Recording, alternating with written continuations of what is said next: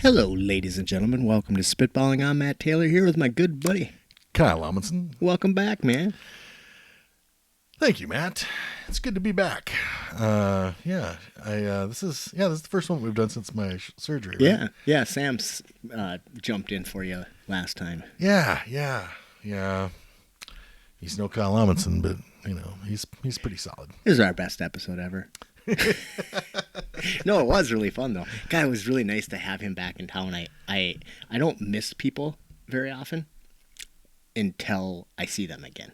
Well, right? Yes. So when he was gone, that's normal, right? I didn't think about him that much, whatever. Then when he came back, I was like, God, I missed the shit out of you. And then hung out with him as much as I could during that week. And he left, and I was like, okay, he's gone again. I don't care. Yeah, I did think about him a lot because I miss playing Dungeons and Dragons. I mean, don't get me wrong. I can do anything with Sam. The conversations are good. His interests are varied. He's really smart, charming, just a fun guy. One of my favorite people.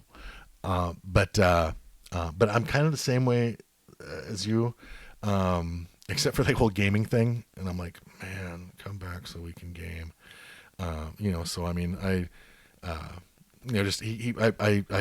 peer pressured him into getting back on Facebook because I was tired of not just being able to I hate when I've got people that I can only reach via SMS message and stuff like that, or I have to call them or whatever, and then everybody else is on Facebook. How does that work? I don't even know how a phone call works anymore. There's dials. You dial shit. It's on the wall. Yeah. You ask for operator, so you people that aren't on Facebook and shit, because I'm like, okay, now let me just fucking drop what I'm doing to fucking pick up my goddamn phone to message your ass, which I had developed a new appreciation for since I'm one-handed, and now I send the most ridiculous messages now, because now I don't even give a fuck. You ever? I'm not the only one. I think everybody does this once in a while. You ever butcher a message so bad, using talk to text or something? Talk to text, and then really bad. You look at it and you're like, oh, but it's so bad that you just got to send it anyway. Well, what did I send you the other day? Wasn't it you, or maybe it actually was Sam? Yeah, I know it was Sam. And Meta. I was talk texting, and then Meta interrupted me in the middle of the talks text, and then I just sent it. I didn't think about it, and I sent it, and then I looked at it, and I was like, that was a conversation. I can't do that shit because if I try to do that shit in the car or something, not that I text in the car, all I listen to is in the car is Netflix is a joke radio. Oh yeah. So it's all stand up, So I have been sitting in a car parked, sending a voice text, and I'm like, oh, that did show up. I didn't think that would show up, but there it is. It's fucking, So Trevor Noah when you do the talk text, do you put in the punctuation? I do my damnedest. There's some things that it doesn't seem to, because quotation marks, stuff like that. Well, you have to say open quote and then end quote. Is that how that works? Yeah, I am just a I'm kind of anal about punctuation, even though I'm not about spelling, grammar, or any other thing, but drives me nuts when messages don't have punctuation, and so I'm always when I'm talk texting, it's like I'm dictating, I'm like, and then we went to the zoo, it was great. That maybe would have been a period, whatever. That's really not the point. Let's not get into that. Well, a lot of times I'll do a talk to text message, and then I'll look at it, and then I'll be like, no, and then I got to go back and add punctuation here and there and fix shit. Yeah, which at the end of it, I'm like, this would have been faster to just fucking do the message. But now that I'm doing the left hand, no, I'm pretty good with my left because of all the time that I've spent casted and shit in my right hand. Yeah. So I can write pretty well and stuff like that. Cheat on my right hand, whatever. But there's certain stuff that, especially when you're a motherfucker that can't see, being blind as fuck. Right. And then let me get my glasses on. Let me send this message with my left hand. Fucking it's so, it sucks. It's just such a fucking pain in the ass that and then, oh, let me bag it. Oh, I dropped my phone. Fucking. How long do you have to wear that thing for? forever. Yeah, maybe another week. Oh, that's not too bad. Maybe 3 more weeks. I've got to talk to my doctor about that. I've been going to physical therapy and stuff, which is going good. I talked to my doctor. She was really happy with the surgery. She showed me like all the pictures and stuff and explained like what all they did. It was numerous incisions and like reattaching the bicep and stuff is like so they did have to reattach your bicep. Yeah, and then they shaved off like a bone spur and took care of, just did a lot of cleanup, and that bicep thing and stuff like that. And it was like my biggest surgery so far. But I mean, apparently all I do is get surgery and fucking, get operated on and get smaller these days. Yeah. Well, smaller in some ways. Yeah. Larger in others. And how? Although I have I'm back to dieting. I've dropped about 10, 12 pounds in the last week and a half or whatever. And this time I mean it. Yeah. It's tough. It's tough when you can't do anything though. Oh my God. I can't even go for walks. Like I used to take the baby for, walks in that jogging stroller all the time. Which is easy to push with one hand. Now, when you say baby, you mean giant toddler. 13 months, So. Jesus, I just went out to your house yesterday. It was on Thursday, and I can't believe how fucking big Boo Boo is. That is a fucking huge kid. He's and he's not tall or anything. Isn't he? He's stout. He seems tall. Yeah, well, he seems tall to me too. Like he's growing so fast, but for a 13-month old, it seems like he doubled in size since last time I seen him. Well, like a month ago, we did his 12-month visit, and he was like at the 50th percentile. Like that's the way his measurements work. Because first, when he was born, he was short, he was underweight, and it was, so these are things like, oh my God. But then he came with us, and now he's at the 50th percentile height-wise. So he's just normal height. But no, he was at like the 93rd percentile weight-wise. But he doesn't seem fat. He just seems thick. And the 98th percentile in his head. In his head. Yeah. Yeah. So he's got a big old noggin. And it's really hard to believe you don't share any genetic material. Right? Exactly. That's the thing. He's got a giant head. Yeah. He's short and thick. Yeah. Yeah. Like this, like he Does should be he like cry himself to sleep on his huge pillow? Only when he's making fun of me for doing it. When I was a kid, I grew up with the O'Neills. We talked a little bit about Aaron the other day, and he had a son named Sam, Sean. He had a son named Sam as well, but it was Sean. And Sean, when he was born, had a fucking giant head. Like seriously, like the biggest head compared to body ratio I've ever seen in my life. And that was when I Married an Axe Murderer came out, and there's this scene in there where whatever that guy's name is, Mike Myers. Mike Myers, yeah, and he's doing the Irish thing, and he's like, he's got a huge head. He cried himself to sleep on his giant pillow. And so he used to say that all the time. We're fucking mean to kids. I like it. Shit. Speaking of Sam, yes. So we went out. You missed his birthday party, which was really a bummer. It was I did. We got together for. I know you guys were on Wednesday. You got together. Which I've decided that when he, I think when he's around more, which he will be in the future. Yep, he said. I think we should try to do, like the four of us. I think should do like stand-up night once a week. Really? where we watch well, maybe once a month. You mean where we watch stand-up? Where we watch stand-up. I thought you meant do stand-up. No, because because we'd throw shit at each other and stuff like that if we did stand up for each other. I think I'm fucking in. But it was just we were like, what should we do? Because we were like the original plan was to game, but we were. It wasn't just you and Thar, you and it was just the three of us, which was fine for gaming, but like we didn't have anything prepared. We weren't ready for that, and we were like, let's watch some stand up. And like I don't watch much stand up because nobody else is. Christine's not really into stand up. I don't watch that much either. Yeah. But like, believe me, if I had like you guys to watch stand up with, then I'd watch a lot of watching it with friends or watching with people that, yeah, I agree. I mean, that's the whole thing. And even watching stand up with some people is cool, but like it's nothing like going to stand up with people. No, that's like, the best. That's an actual that's like some kind of the same thing that happens to people in church, where they get riots. Well, yeah, same thing. Actually, it's the same concept, but where if in church, if you get overwhelmed by the Spirit, like it's this whole group thing going on. Well, that same thing is happening, but in this case, it has to do with comedy, which is pretty amazing. Yeah, the impact of other people's energy, like the impact of a crowd. Talking about, I was listening to Joe Rogan the other day, and he was talking about how that's so magical until it's not, because he's like, there's nothing meaner than a comedy crowd that fucking thinks you suck. He's like, it's brutal. I was like, yeah, that's a good point. I've bombed, but I've bombed a few times, but only in like small groups of basically friends. So it's as far as stand-up goes, like Joe Rogan's career is like a big bomb.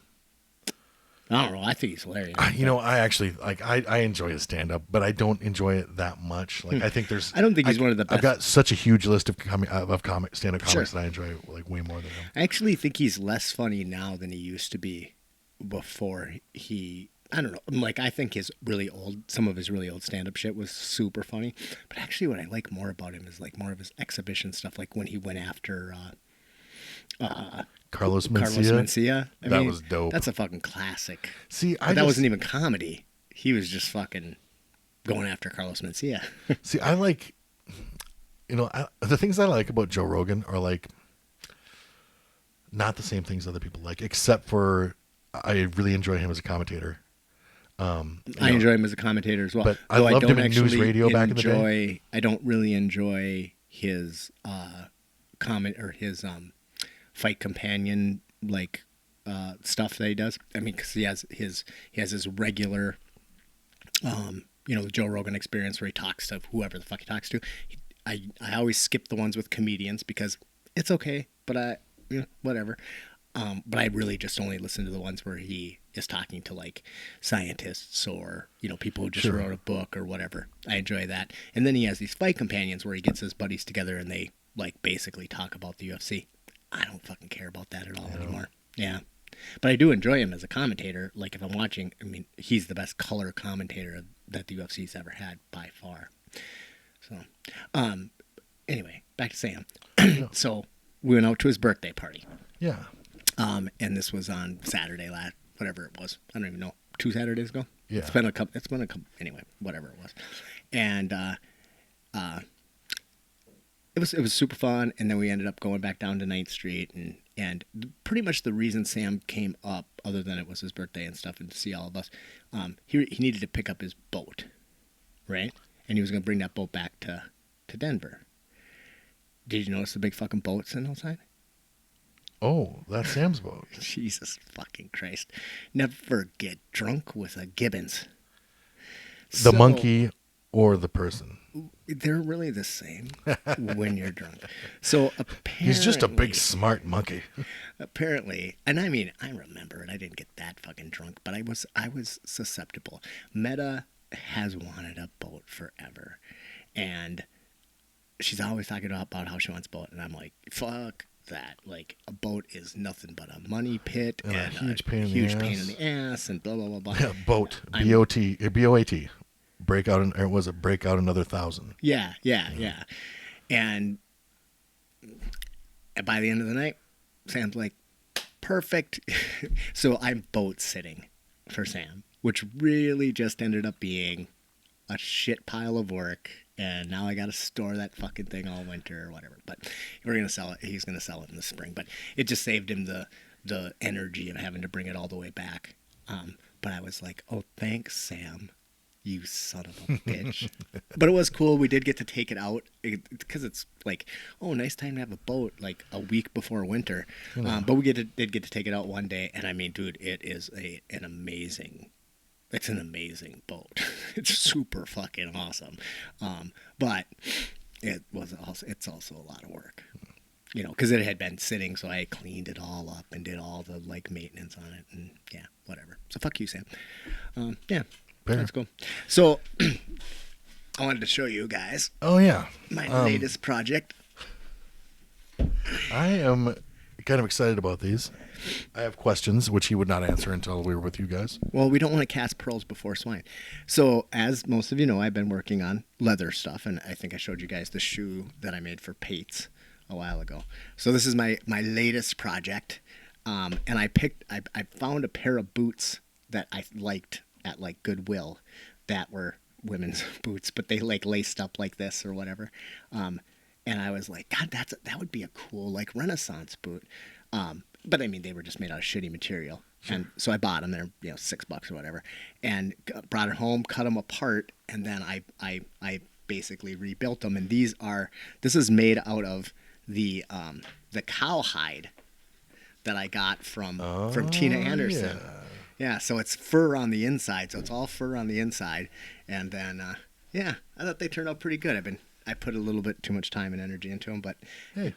It's been fun. But you were asking what the bottom is, and that's just leather. So it's a double leather bottom. So what it has is a like a leather sole, and then the leather wraps around the first sole, and that's what seals it. And then you put this sole on the bottom, and that's what gives you. So now that's what hooks those two together. Yeah, I had to Google that. So comfortable? They look very comfortable. So I just got them done the other day. But no arch support. Well, so that's the whole arch support's bad. Arch support is like wrong. Now, some people need it, but that's because your foot got trained for it. So that guy who did the Scandinavian turn shoe, he's like a fucking like shoe genius. And he was talking about how like we've wrecked our feet because we've modified them to require all of this stuff. And what really you want is the minimum. You want the minimum between you and the ground. All you're trying to do is essentially protect yourself from getting cut.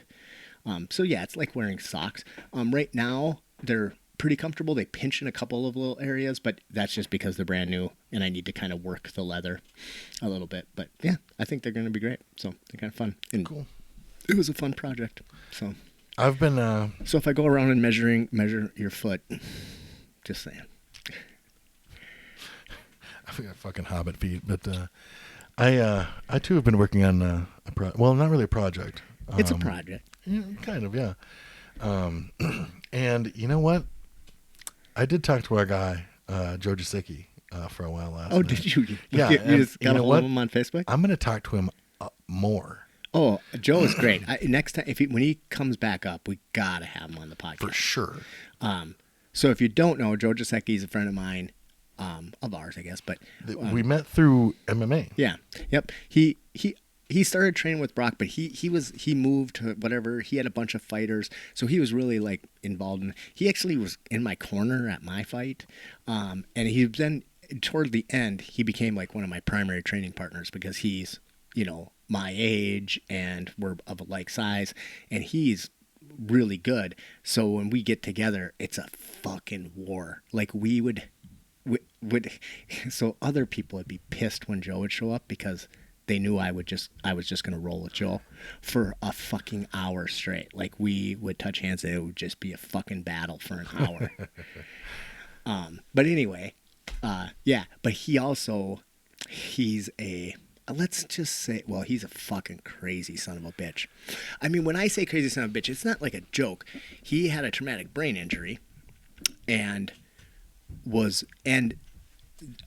like a lesion in his brain, and at one point the doctors told him, get your shit in order, you are going to die.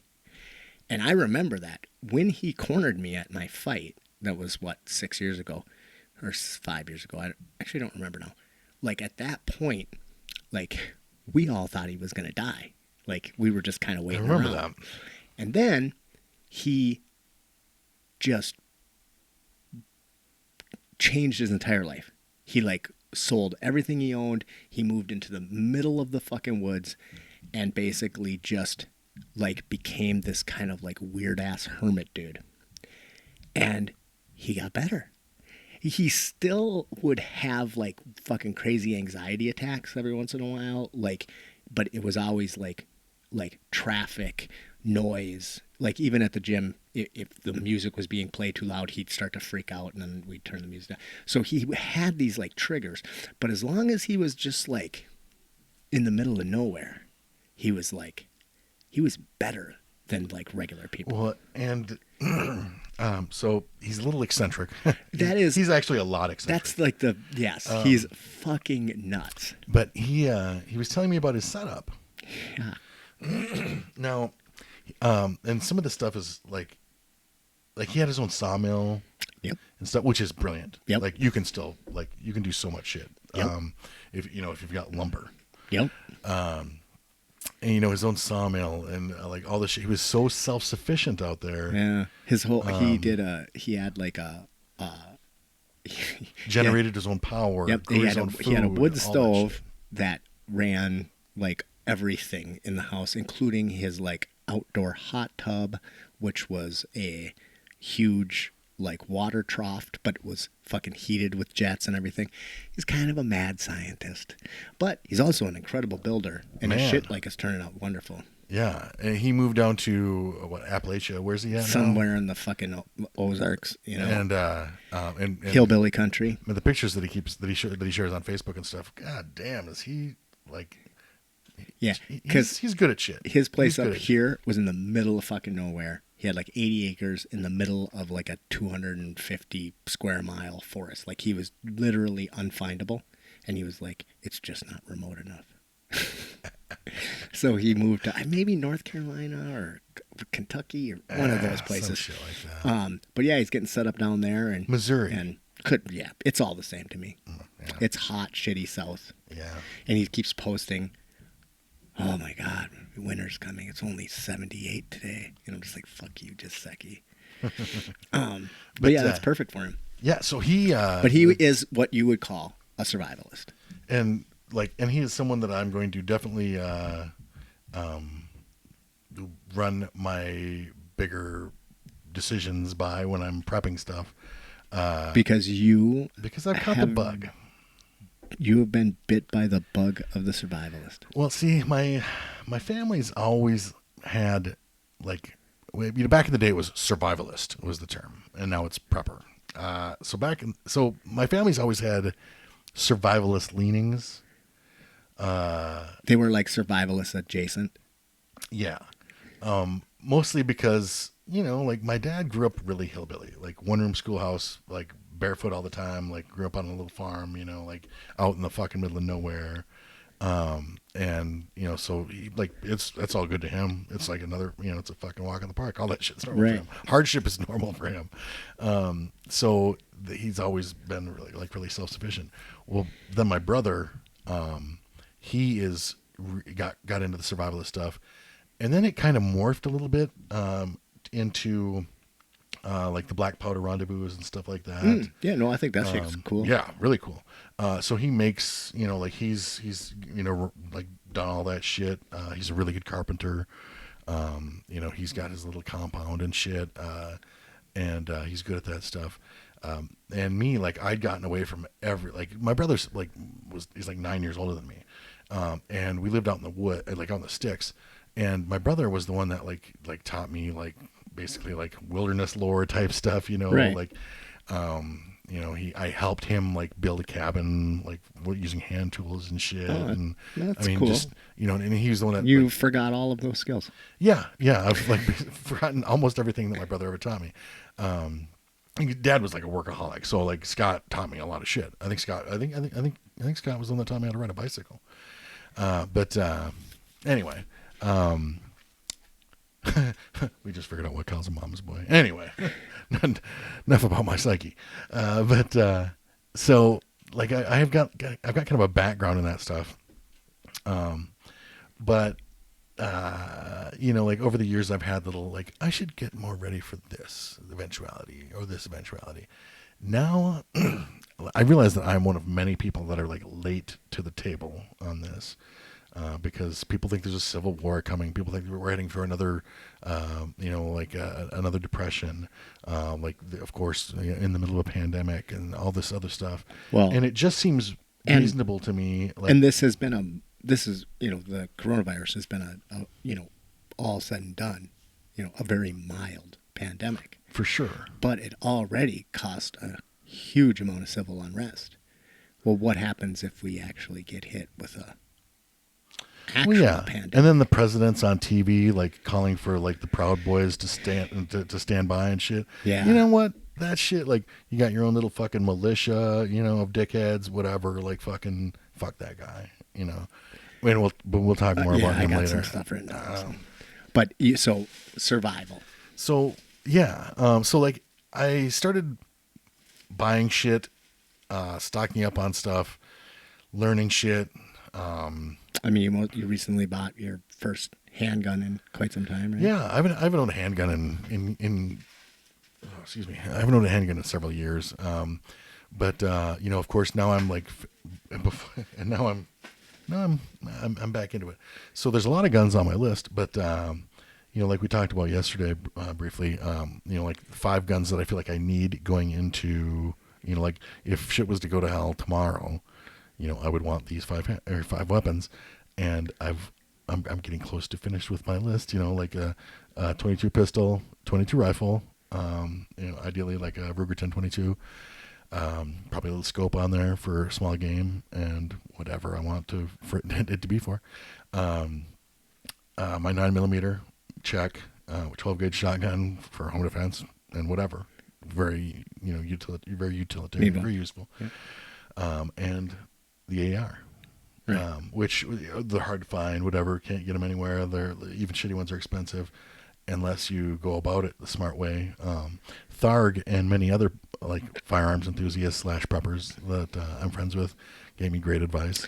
I was blown away by what you showed me. That like when you buy an AR. Oh, I was gonna say.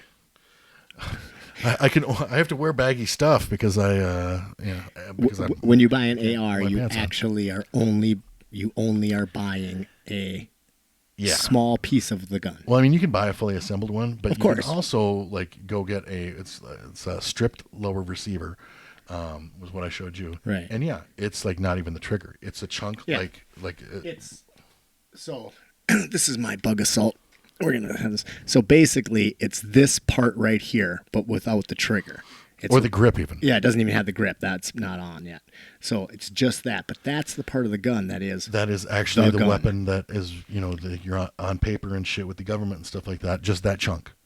The other part, which is everything else that you need. The barrel. Yeah. The stock. Grip, stock, all grips, that shit. All of that stuff. The guts, like everything. Except for that one piece. You can just order. Just hop online and order. Those things, the piece that you have to go and buy from a gun shop, are available. Even though, like, it's pretty much not impossible, and you're going to pay a premium if you walk into a gun shop and be like, I want an AR-15. Yeah. It's going to be tough. Yeah. I mean, there's, there was one at Dunham's for like $1,100 or $1,200, I want to say. Right. And I was, and it was not one that I wanted. Wasn't like exactly what you were looking for. Yeah. So I got by way cheaper, doing this, and it's everything that I want. And I mean, and I know, as far as putting it together goes, there's videos on it and shit. I could totally, I feel like, if you get the tools, I feel like I could have done this myself, or you and I could have sat down and put it together. Fortunately, I've got a buddy, my homeboy, Corey.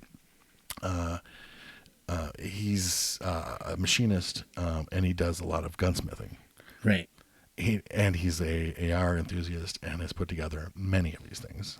So he was like, I'll put it together for you. I'm like, dude, I would love to pay you to do that. And he's like, yeah, pay me, Yeah, he's like, but I'll sell you this a sweet fucking, he's like, but I'll sell you, he's got gadgets, like, cause he's got a bunch of them. And he's like, but I'll sell you this fucking, here's the link, check it out, and I'm like, man, this fucking Vortex red dot. I'm like, I want this. This is fucking awesome. He's like, yeah, I'll sell it for half what I bought it for. man, I'm like, you won't take any money and you're fucking giving me a great deal on this? Like, dope. People are, Well, when you're into something, like it's really exciting when you find other people that are into it. yeah. I mean, And I mean, yeah, like, these are all, like, the people that have been helpful to me they're fucking, like great friends that I have anyway, but they're really happy that now this is something else that we share, right. this enthusiasm for.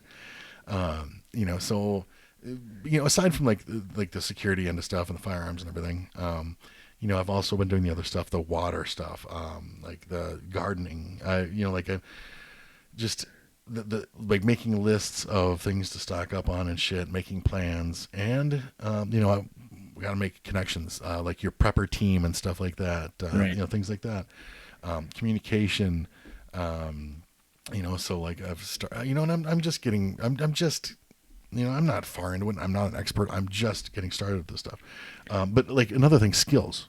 Right. Like you've got a lot of useful skills. I do not have a wealth of useful Yeah, skills. I don't think that's true, but you might have to hone them a little bit. So like the gardening and stuff like that, like it's time for me to, especially since I'm like laid up and I can do a lot of like reading and watching and shit like that. Awesome. I don't have a lot I'm not spending time at the gym. That's sure. So, Right. that's for fucking sure.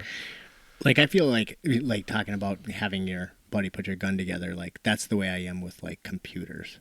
Right? Like I'm computer savvy enough to whatever, but why would I when it's outside of my comfort zone when I know so many people that are just like, Yeah. oh yeah, dude, come over, we'll order everything up, and I know exactly, and they know exactly which components go together, and it's like, oh yeah, that way better, way better, and then I'm confident that it's gonna work, right? So Yeah, absolutely. I think that's good to go with an expert. So Do you like, shoot bow? you know, I've been thinking about that for a long, long time. It's an expensive hobby to get into. I have a half a dozen of them, so Oh, I pick them up all the time. It's ridiculous if you kind of know what you're looking for. Like I find bows for $20 like regularly, and I've actually passed up a few lately. But yeah, but it's an interesting. But you've never gotten into it. no. Yeah, it's not that expensive. I've been really interested in going out to. I wish I could remember the name of the place, but it's on 371 South Archery Land, maybe. Okay, we're gonna say it's called Archery Land. It's on 371 South. It's on the left hand side. It's kind of by whatever Bruce Johnson and Associates, kind of right down there. You know what I'm talking. Anyway, yeah, one of the guys who comes into the bar fairly often is one of the managers out there, and I have a beautiful bow. It's a Bowtech. It was a gift from Brock back in the day when he was sponsored by Bowtech, and I mean it's like I don't know how much it costs, but like far more than I'm ever going to be able to pay for a bow. But when you have a high end bow like that, they need to be tuned, and it's just again not beyond my ability, but beyond my desire to really figure it out. And I haven't had it tuned since they Darby was at Gander Mountain, which was like fucking 10 years ago. And if it's not tuned, it doesn't shoot right. And so anyway, I need to get my bow tuned, and I was talking to him about it, and he was like, "Oh yeah, man, bring it out. I'll tune it up for you." And I was like, "Oh, that's fucking great." He goes, "Yeah, you can. I'll give you a half an hour on the in the virtual range." And I was like, "What are you talking about?" They have a room. Okay, now I haven't tried this yet for myself, so I'll report back after Kyle and I go out there because I know I'll smoke him. Is this where we go practice up and learn how to like defeat like English heavy cavalry or? God, wouldn't that be great? That would be fucking awesome. Fucking. They're hunting scenarios, but regardless, it's really cool. You're in a room and it's with a I think it's maybe I don't know if it's 360. I think it's just like a half circle, and it's and you're standing there with your real bow and real arrows, right? They have different tips on them, and then it's like a screen, and then the deer come out or whatever, and then you shoot them, and like you like literally shoot them, and it like keeps track of where you shot them and all this kind of stuff. It's kind of like the Big Bucks video game, Yeah. but Except with awesome bow, and not and so it's stupid. real. I mean, you're really shooting them. Yeah, and it's cheap too. You can have a party of 4 for like, what do you say? It was. I don't even want to say a price, but it was like $20 for a half an hour for a party of 4 or something like that. Really cheap to do something that cool, I thought. So, damn. And I mean, I've gone to just archery ranges. They're pretty fucking lame, you know? I mean, it's fun. It's nice just to make sure your bow's tuned and set in and whatever. But, you know, I think they'd throw us out of there if we showed up with like spears and. He seems to really like me, but we could find out. There's one way to find just out. Coming in all naked with fucking axes on our hips. The guys with loincloths down there, they say they know you. Can you go help them? Thanks. Shooting long bows. Actually, I'm sorry, we're going all over the place, but that's one skill I've always one project I've always wanted to do is make a bow from scratch. Do we even have yew trees around here? You know what we do have is a long tradition of Native Americans who made their own fucking bows. So there's a lot of goddamn things. Bows. Not a long. Yeah. Well, I would like to make a long bow, but you can make them out of oak too, but use much better. I like yew too. I don't actually even know what a yew tree is. I mean, I know it's the tree that makes long bows in England, but I've never even seen one. I'm guessing you can find them in Wales. Not the animal. But I just got that. But it yeah. No, yeah, I'd like to make a bow from scratch. Yeah, maybe I'll do it on an episode of Crazy Shit Matt does someday. Fair enough. Yeah. Are you gonna show me any of your goodies? Yeah. So every day I invest some time into this, and I realized like this. I didn't mean to do this, but like I was running errands when I was on my way here, and by the time I got here, I was like, okay, I've just gotta I gotta show you guys. So I'm building my prepper library because YouTube probably wouldn't be an option at that point. And you don't even think about that, but what if YouTube wasn't an option? Right? Right? Like, I'm not sure I know how to do anything. See, that's why I'm like, okay, I better get paper, Yep. Like a little book on like survival gardening. I already, that book that I showed you yesterday, that was kind of a more comprehensive. We had everything about like, from basic self-defense, or not basic self-defense. No, thank God, basic, like first aid, to absolutely. How to purify your water, how to start a fire. And water is one that I'm kind of focusing on. Like I want to get kind of a comprehensive, project going. But some shit is more important than others. Water is pretty fundamental. So I talked to you about the big bladders that fill your tub and stuff like that. And then you have, how to, especially if you have two tubs. I think water is really important, but I actually think it's not that important here. I mean, we live in Minnesota. There's water everywhere, and it's really easy to purify water now. Yeah. So it's not like the Mississippi River's going away just because we're in the zombie apocalypse. Yeah. See, I wanted to approach the water thing with, from like two ends, okay, like I want to have like a good supply, and then, also like empty jugs and shit so I can just go get water to purify. You live in LA though, and the water, and all of a sudden there's like even if the power goes up, because like it's not gravity fed in LA, like our water is gravity fed right now. Well, at least in Brainerd. And if our water goes out, like it's going to take until that water tower is empty for us to be out of water. That's a while, right? But in some places like LA, as long as you invest in functional water towers, ones that actually work, other than the one like without the cover. But if you in LA or New York or any place like that where there's not like water accessible, like that water has to be pumped up, and if the power goes out, it doesn't pump, so you don't get to, if the power goes out, you don't get to fill your bathtub. So it gets a little bit more serious in situations like that, but it's good to be thinking about it anyway. Absolutely. Being prepared is never, what is an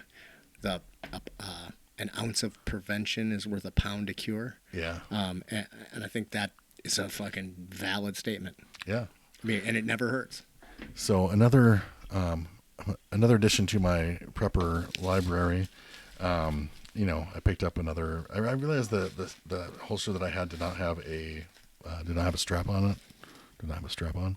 Didn't have a strap on. So I needed a 9mm and a strap on. I think you need a leather one. So we might deal with that. I'll probably. Later. It's I know a guy. Guns, make shit. Well, I won't make shit. You don't make shit. Who am I kidding?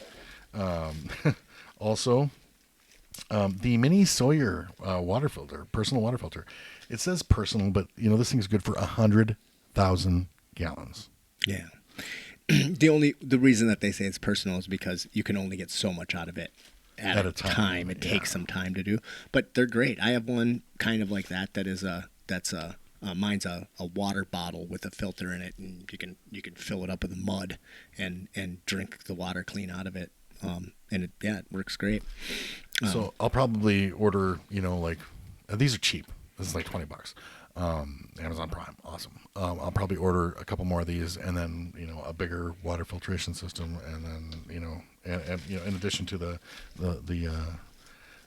what do they call the Jobies or whatever, the big 100-gallon bladders that you put in your.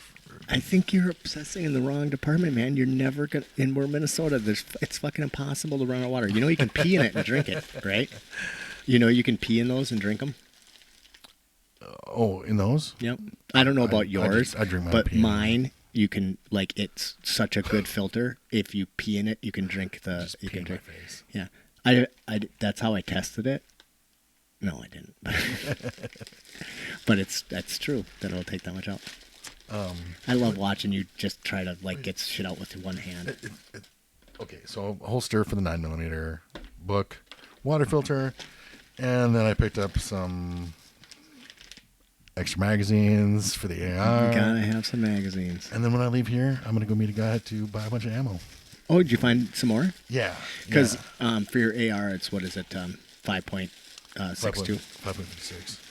What is it? 5.56. Yeah, 5.56. So mine's a 5.62. So 5.56 or 223. But it's hard as fuck to find right now. Yeah, absolutely. Now the thing about the ammo, if you buy like a 5.56 barrel, you can shoot. 5.56 is ideal. 223 is also good. But if you buy a 223 barrel, apparently you're not supposed to shoot 5.56 through it. You can do it, but it's tough on your barrel. I don't know anything about it. And then there's also the 223 Wilder or whatever. Though you can not worry about it and shoot either, which is great. But that's kind of most people's approach with their 5.56. So I don't know much about it, but it must be the equivalent of having a 357, like a 357. And a 38 are exactly the same, except the 357 is just got more powder. Yes. But you can't shoot a 357 bullet out of a 38. Well, you can. It's just likely to explode in your hand. But it'll fit. You can stick the bullet in and it'll fit. But you can't. But you can easily shoot a 38 out of a 357. It's just about chamber walls and all that kind of shit. I have never been good with the whole caliber thing, because it's super fucking confusing. Well, it's a lot to remember. Yeah, well, because they switch back and forth between I have a 40 caliber, right, which is not the same, but is almost the same as a 10mm. They're technically I can put a 10mm bullet in my 40 caliber. It'll go in, but it'll be. I actually don't know which one is bigger, 40 caliber or 10mm. But it's all fucked up. It's not even just what fits. So they never really standardize the size. Well, and it's just because everything's, depends on where they're made and all that kind of shit. But yeah, so when you're choosing a weapon, it's important to choose one where the ammunition is accessible. And 223, which is basically the M16 ammunition, it's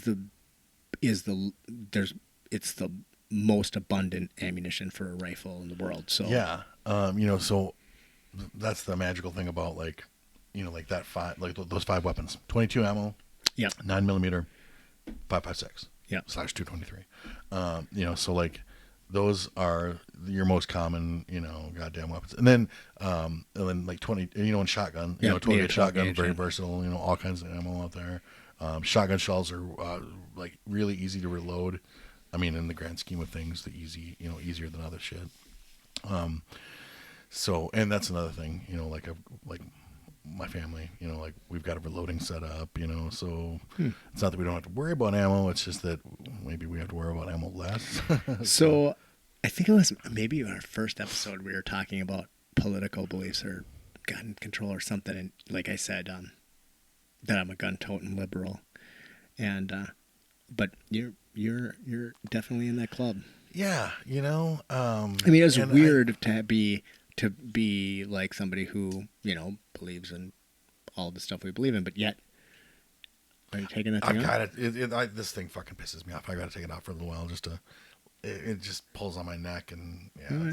Right. You don't have to make excuses to me, but yeah, it's interesting because I am by no means a gun nut, right? But I definitely no, me neither. You may be a little bit more than I am. You're building your own fucking gun. Well, I feel like actually I would too. I just don't have that much money right now. I don't like.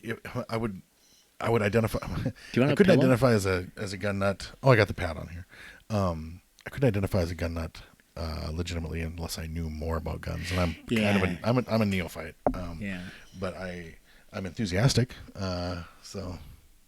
Yeah, it was fun. On Sam's birthday, I got him a BB gun pistol for his birthday, because I have I have a Colt 45 BB gun replica. It's a replica Colt 45, but it's awesome. Yeah, it's fun. It's usually she's wearing it, but I brought it up to Sam's house to shoot. So when he came down for the podcast, we spent the first hour before we started recording shooting up the place, and then he's like, "This thing's fucking awesome," and then I was like, "Good idea for his birthday." So I got him but I got him a 1875. So it's a I don't know much about it, but it's basically the same idea. It's a big, old school cowboy revolver that has the bullets that go in it and weight and everything. Fucking Tharg was just so geeky about it. He's like, well, that's really interesting because they had the 1856 and that one's black powder, blah, blah, blah. He's going on and on and on. And then we had to get the fucking Google out so he's like, they really did make an 1875. They put a chamber in it and there's all this stuff. But man, we had just a blast just shooting pop cans out there. Yeah. Well, and, shooting should be fun. We used to, when I was growing up, my dad's friends, my dad shot trap and shit, won zillions of fucking trophies for, shooting trap and stuff. That's fun. Singles, doubles, all that shit. And his friends and my uncles and stuff, mostly my uncles, would come over and they would, hang around, when it was nice out and stuff, they'd hang around outside. And of course, my dad made his little shooting range and shit. And they would shoot, shooting was I grew up around that and stuff. So firearms have never really been, intimidating to me.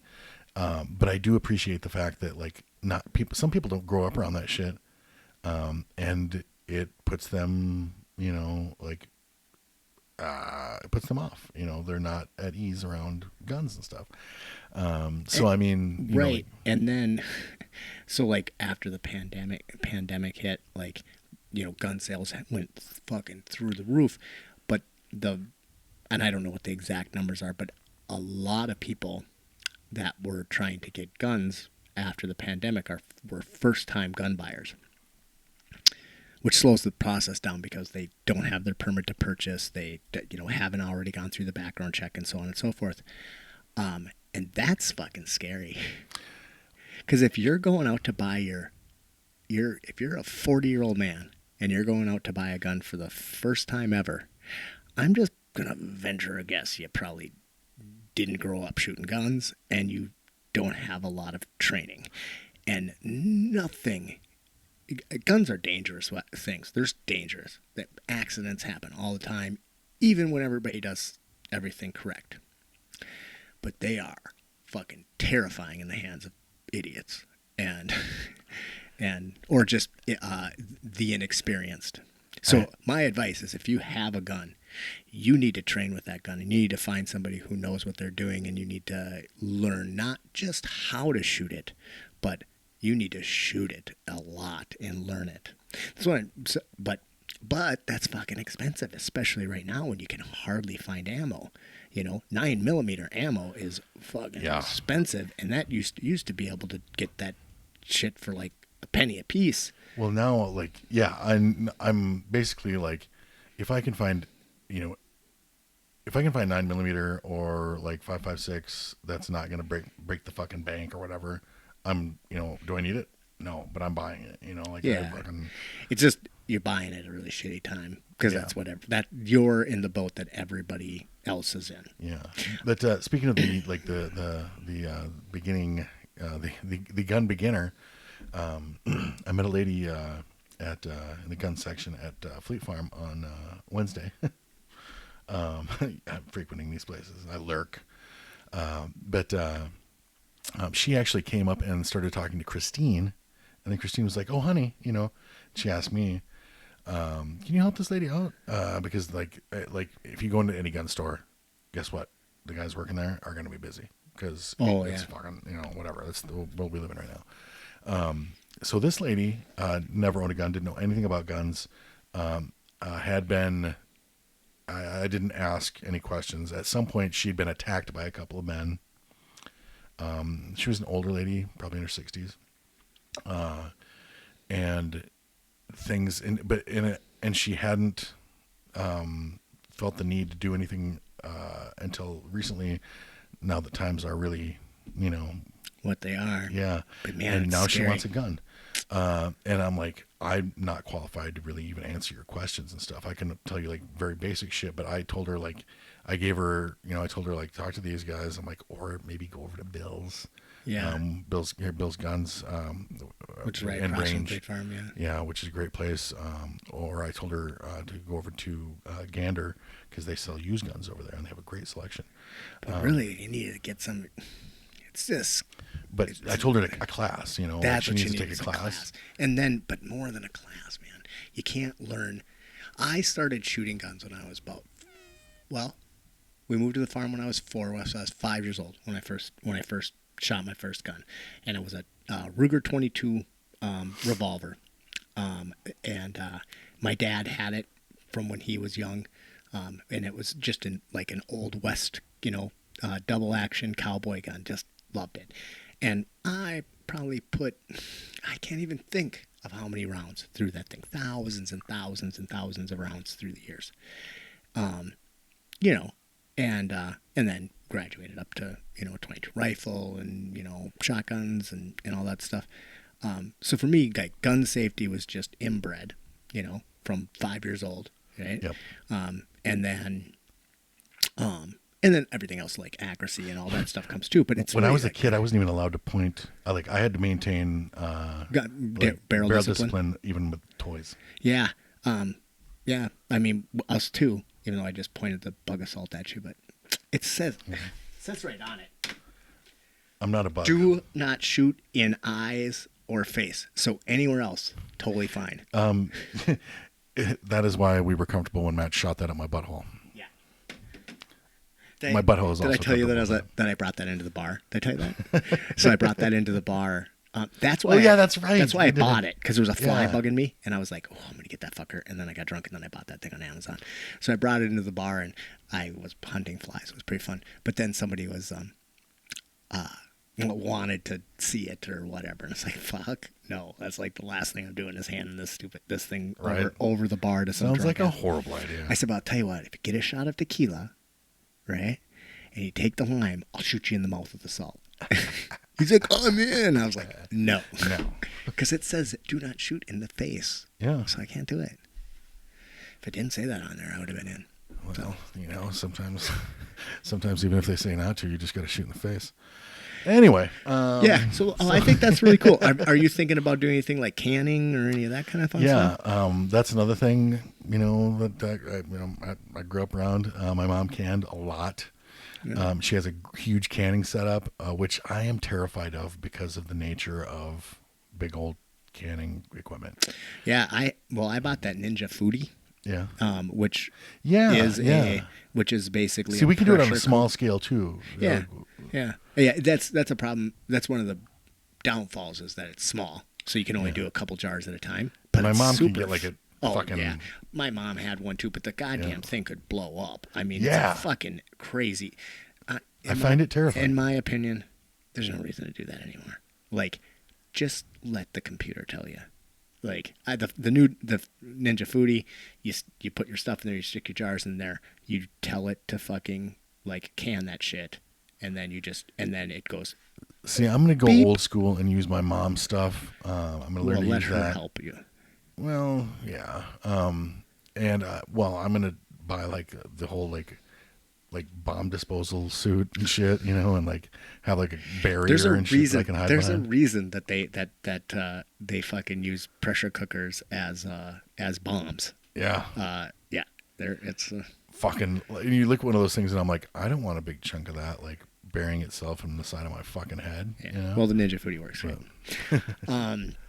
Yeah, so I think that's cool. But really, the gardening, I am really excited about the gardening because like I think that's gonna be. No. Yikes. Hope our power doesn't go out. Man, I gotta go home and get ready. This is it. It's coming. Shit's hitting the fan. Was it storming when you came in? No, it's sunny out and shit. That could have just been. It's old. Yeah. I think I saw it. So when Sam was here, we were talking a little bit about ghosts. God damn it. And what the fuck are you guys talking about? We were talking about aliens. Okay. And then I said, I kind of put aliens, like people who've been abducted, in the same category as like ghosts. I just think it's bullshit. Except I kind of have had my own experiences and like whatever. And then we were comparing ghost stories and whatever. And he has felt the same way. And then the other day, I was coming out of the craft room and I'm coming around the corner and I fucking saw a cat fucking run in here, right? And I mean, plain as day, I saw it. And I heard its bell. It was wearing a fucking bell. Had like a little bell on. Not that weird. There's fucking 500 cats in this neighborhood. But I couldn't fucking find it. Like, I came in here and I shut the door because I was like, I'm going to find that motherfucker. Going to war. I fucking can't. Whatever. I cannot. I have a ghost cat. Which is kind of a cool name. Ghost, yeah, it's not bad. Like Ghost Dog, only better without Forrest Whitaker. Or like Ghost Rider, but better without Nicolas Cage. There you go. I like it. That's that sharing a brain thing that we've talked about before. But yeah, so I know that I know you don't really follow the news very much. Well, I mean, I try not to, but I have been it's been pretty hard to avoid some things. Well, right. Even you fucking turn on social media and the news is in your face, and not just like not the news. Well, you know what? I shouldn't say that because, goddamn it, there are plenty of legitimate news agencies out there. People just use like fake news for shit that they don't like to fucking hear. Yeah, but I read the New York Times and the Washington Post and NPR. I like NPR. Kind of ones I like Reuters a lot. Yep, Reuters is probably number one for me. But I don't read if it's like if something is somebody posts something and it's from like the Independence or what some of those. Then I'm just like no. I don't really want to put anything in there. I don't want to put anything in there that is I'll wait until I see it from a more reputable source. Fucking libtardboopshoot.com. To say that the New York Times, the Washington Post, Reuters, that they don't fuck up, that they don't make mistakes and whatever. But I just feel like there's I can read that and know that it's not been like crafted by a fucking bot for me. Yeah.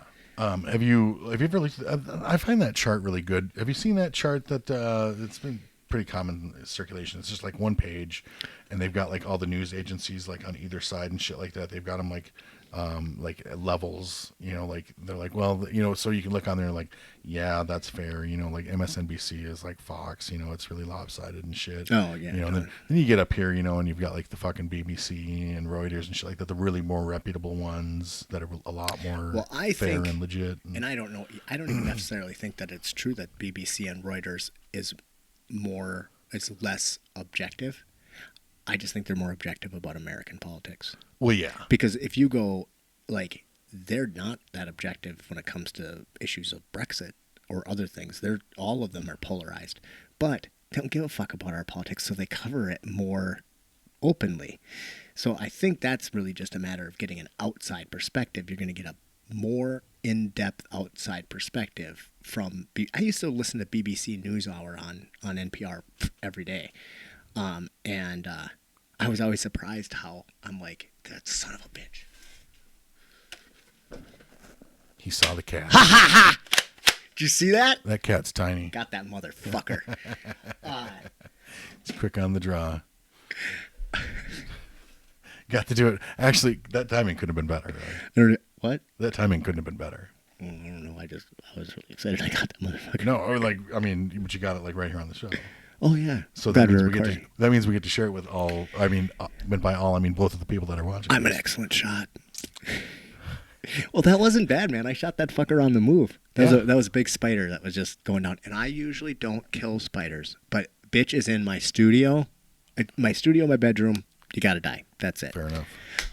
Just like like a hooker or a homeless person. So we were talking about writers. Anyway, what were you talking about? The news? Well, what I was getting at was so I woke up this morning to see that the president got the results of his COVID test back. I did read that, yes.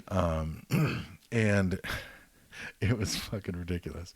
I look on, and of course I scroll, and I've scrolled for like fucking 30 seconds, and I saw like fucking five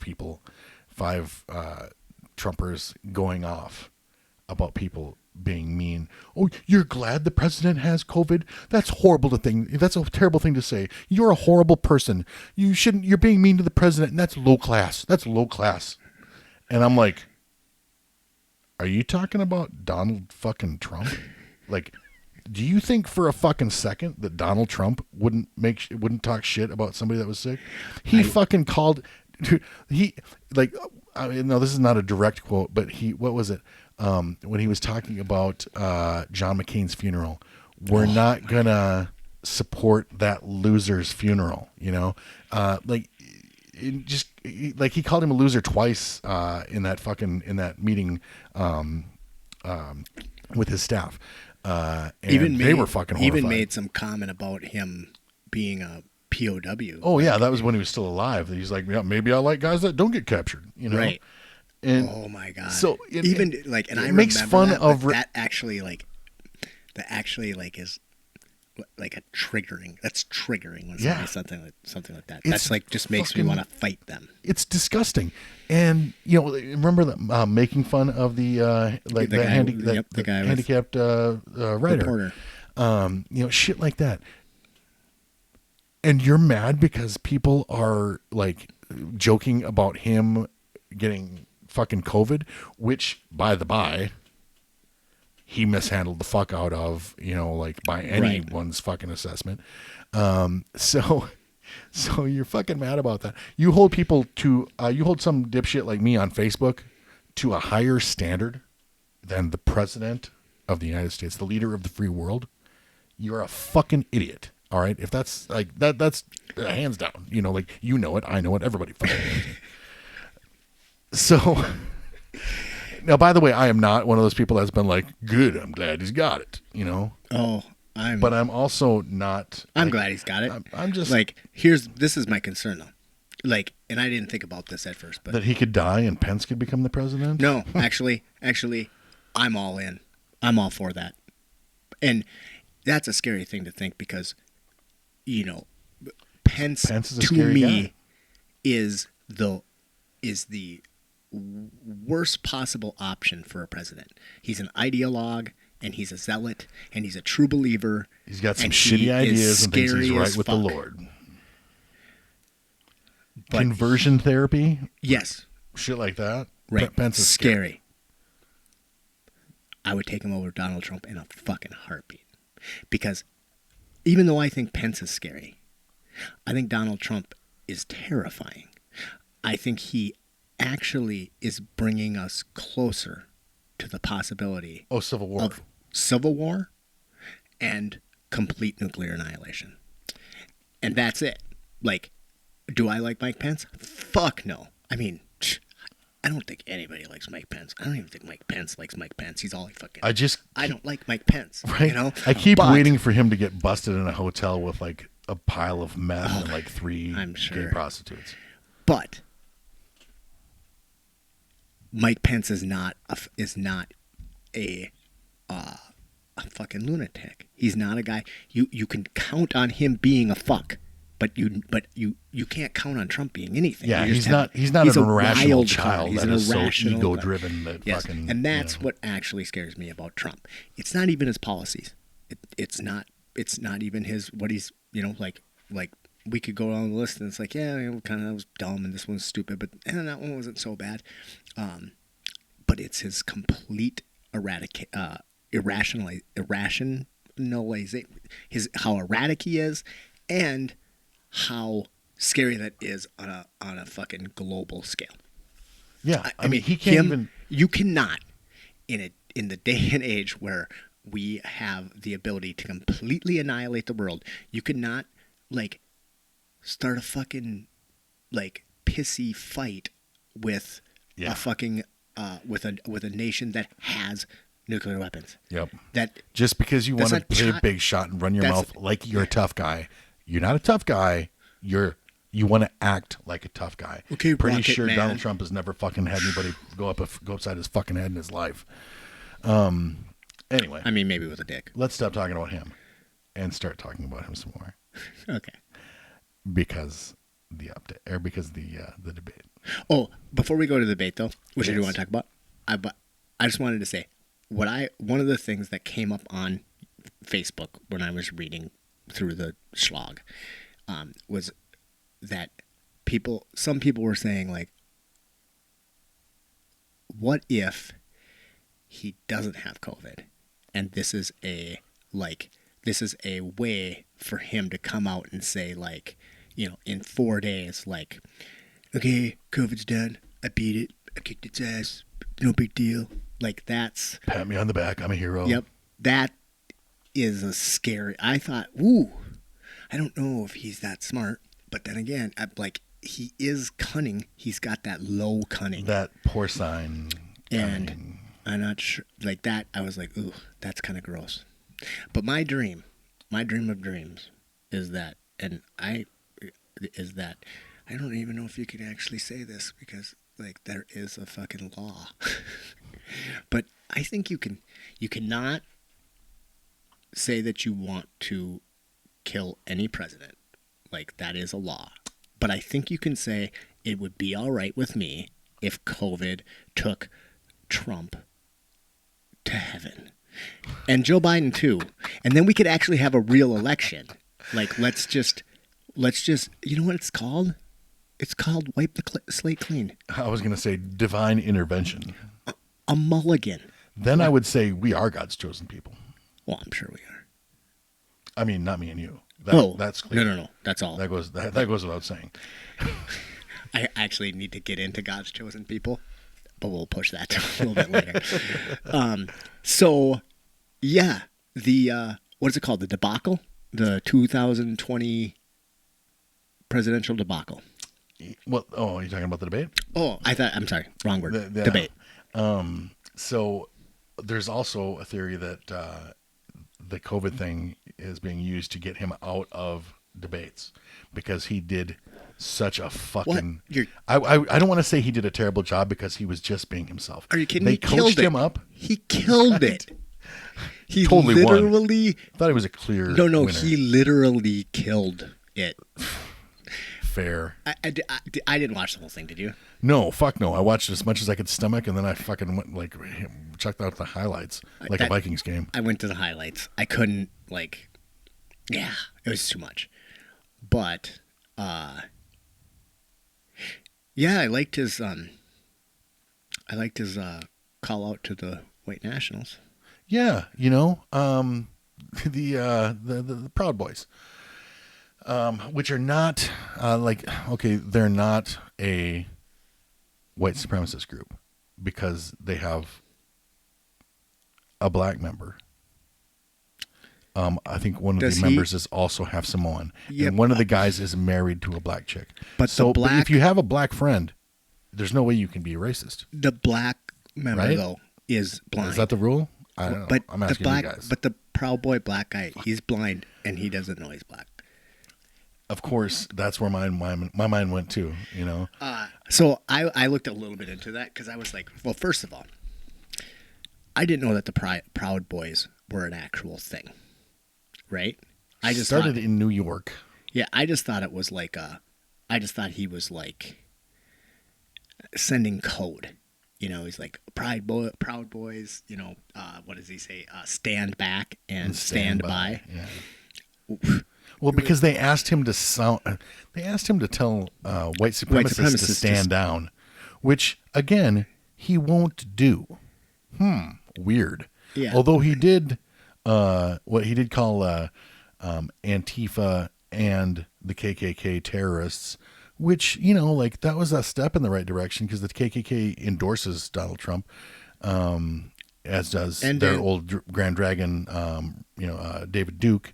He has endorsed Donald Trump. And in many ways, I mean, I don't disagree that Antifa are terrorists. And actually, I think Antifa is the absolute worst thing to ever happen to the left. Yeah, I agree. The absolute worst thing that can happen to any group is to have a radical wing. And every time, because inevitably the radical wing drives the fucking car. Yeah. So yeah, I don't disagree. Unless you're talking about unless it's like an election, because then, yeah, you get. Well, look, I mean, we couldn't get Bernie in, but the fucking the insider, the fucking, the career politician, the fucking, Joe Biden. Well, not that Bernie wasn't a career politician, but Biden is such a centrist. We got him. Yeah, but when I don't mean drives the car in the political. Oh, as far as attention and shit. It's the ideology. Everybody sees them because they make a lot of fucking racket. Well, it's the same as everything.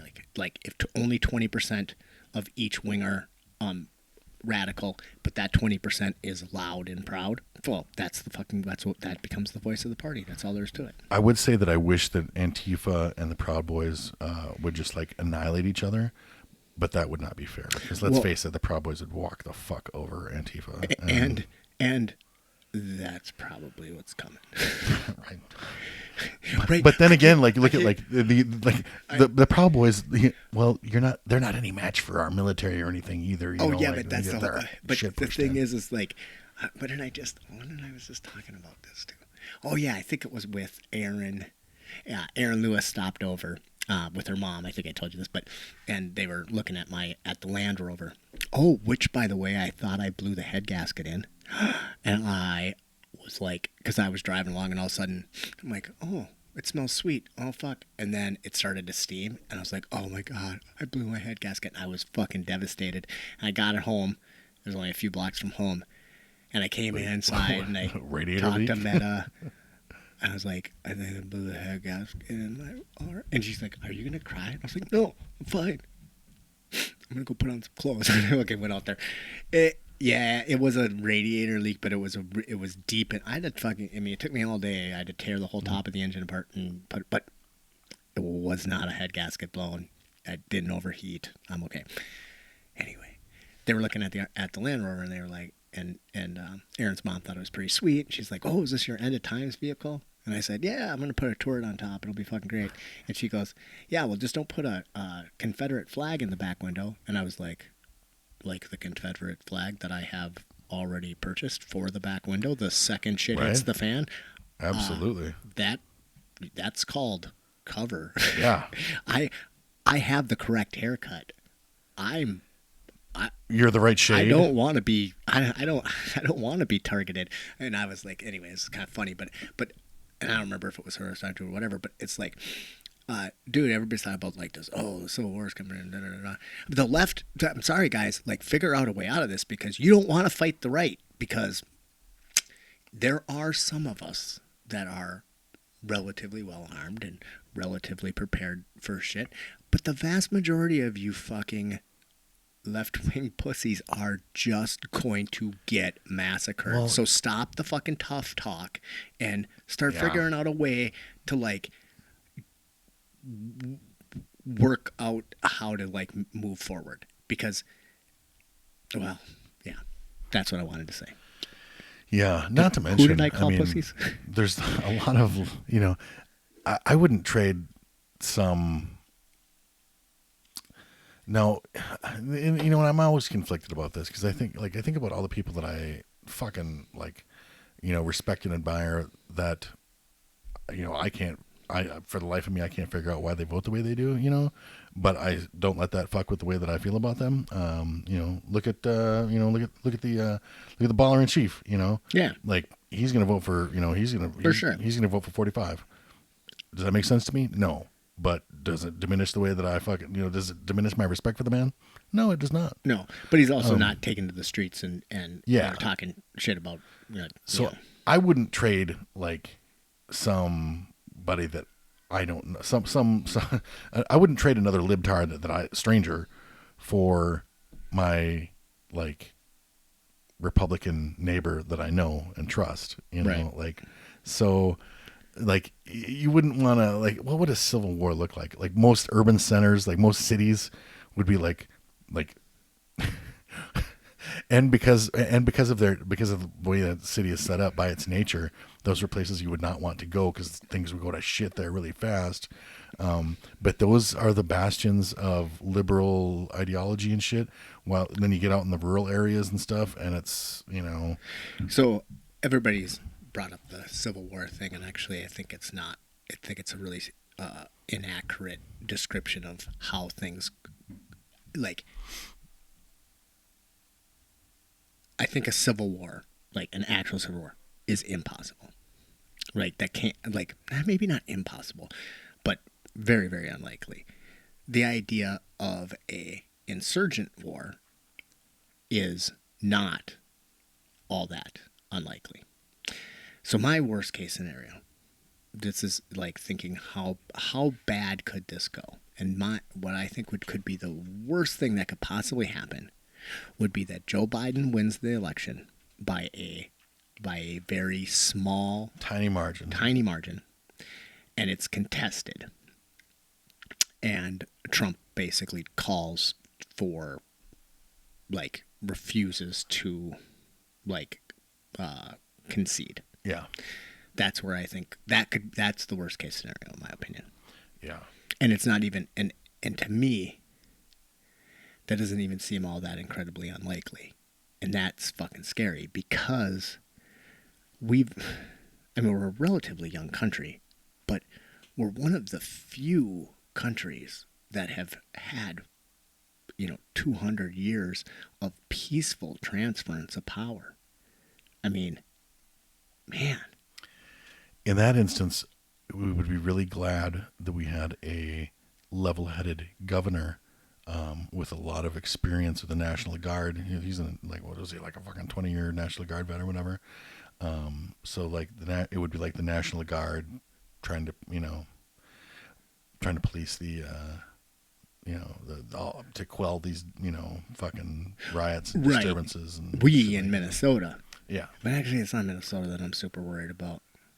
Minnesota's pretty good, but it's the rest. Is there something else out of Minnesota? I don't know, man. Maybe we should go back to that. I've been listening to a lot of history podcasts lately and talking about a lot of crazy shit. But they were talking about the early papers of Confederate papers and all that kind of stuff. It was just interesting how incredibly. There was when we were the 13 colonies. Each colony printed their own money. Yeah. Which is weird. I never knew that part. That part was really interesting. And how that money, like, different colonies backed that money by gold and silver, and then some other ones didn't, and how incredibly different that was. So if you were in Pennsylvania or whatever, and you went over to Delaware, like, they would take your fucking Pennsylvania money. They were like, fuck you, get out of here with that. Whatever. Well, then we had they get into have you ever watched Turn on Netflix? There was like 5 seasons or some shit like that, maybe 4 seasons. It was a Revolutionary War era, Revolutionary War, like spy story. Oh, And it's fucking really good. Really good. interesting. I definitely recommend it. It took me like the first episode. I must have started that thing 3 times, but just like I was like, nah. But then finally, I got through the first episode and the second episode, and then I just binged the shit out of the whole show. It's called Turn. Turn, yeah. Interesting. And it is great. And they talk about currency in there. They talk about like how Netflix? yeah, about like and they try to do justice to history in there. Make a good attempt. It's tough though because it's so complicated. Yeah. Yeah. But like the new government, the new government's money that they started printing when like during the when they declared, then of course, well, okay, we've got to get together and have our own currency. So then, like there was an attempt to, which I guess is a real thing, attempt to counterfeit, flood our economy with fake money to just sink the rebellion. Yeah, that's where the Secret Service is. That's where the Secret Service comes from. Really? Yeah, but no, Really? it is where the Secret Service comes from, but it's not in the Revolutionary War. It's in the Civil War. So during the Civil War, up until the Civil War, trying to get this complete. This is not completely right, but it's generally right. Up until the Civil War, like the U.S.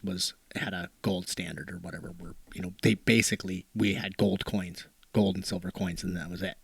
And then, out of desperation, when the Union decided to like split from the gold standard and start printing their own money, and then the Confederacy also did that, okay.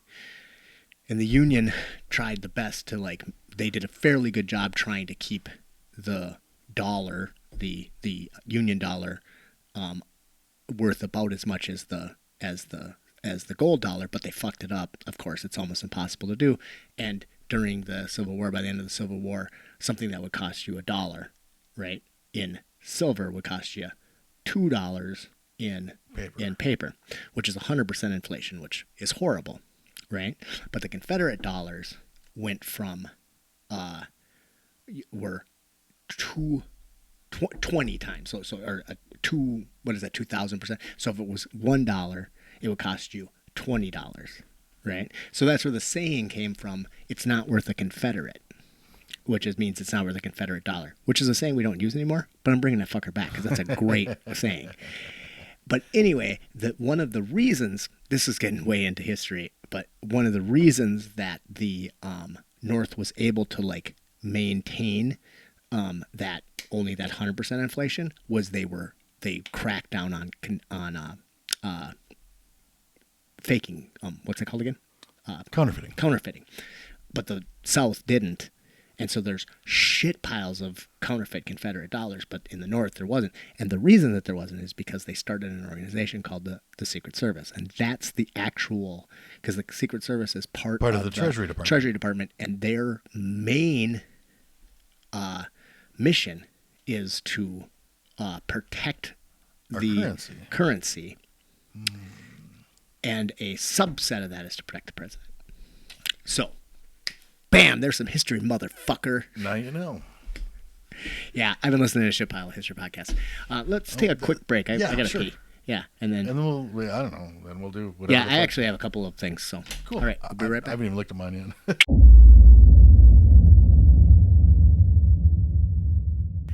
Welcome back to Spitballing, ladies and gentlemen. I'm Matt Taylor here with my good buddy Kyle Amundsen. All right. Well, I got a couple of things on my list I wanted to get into, but before we do that, actually, I wanted to talk a little bit about the Proud Boys and then the OK symbol. Wait, did I do it right? Yeah. That one. Yeah. Yeah. Ooh, shit. Don't cancel me. Don't cancel me, bro. I didn't know about that. I saw the thing, but I was like, what the fuck? How did that come about? When did this not be okay? And I'm like, man, all those kids are doing this. Yeah. And trying to put your finger in it, and then they punch you. They're all bad. But do you know the history of that? I do not. It's so ridiculous. So I was like, so what I was trying to do, and if anybody knows this, I cannot find the fucking word or phrase. And I thought it was gaslighting, but that's not it. Gaslighting is a completely different thing. That's like basically like when you're, psychologically fucking with somebody. Yeah.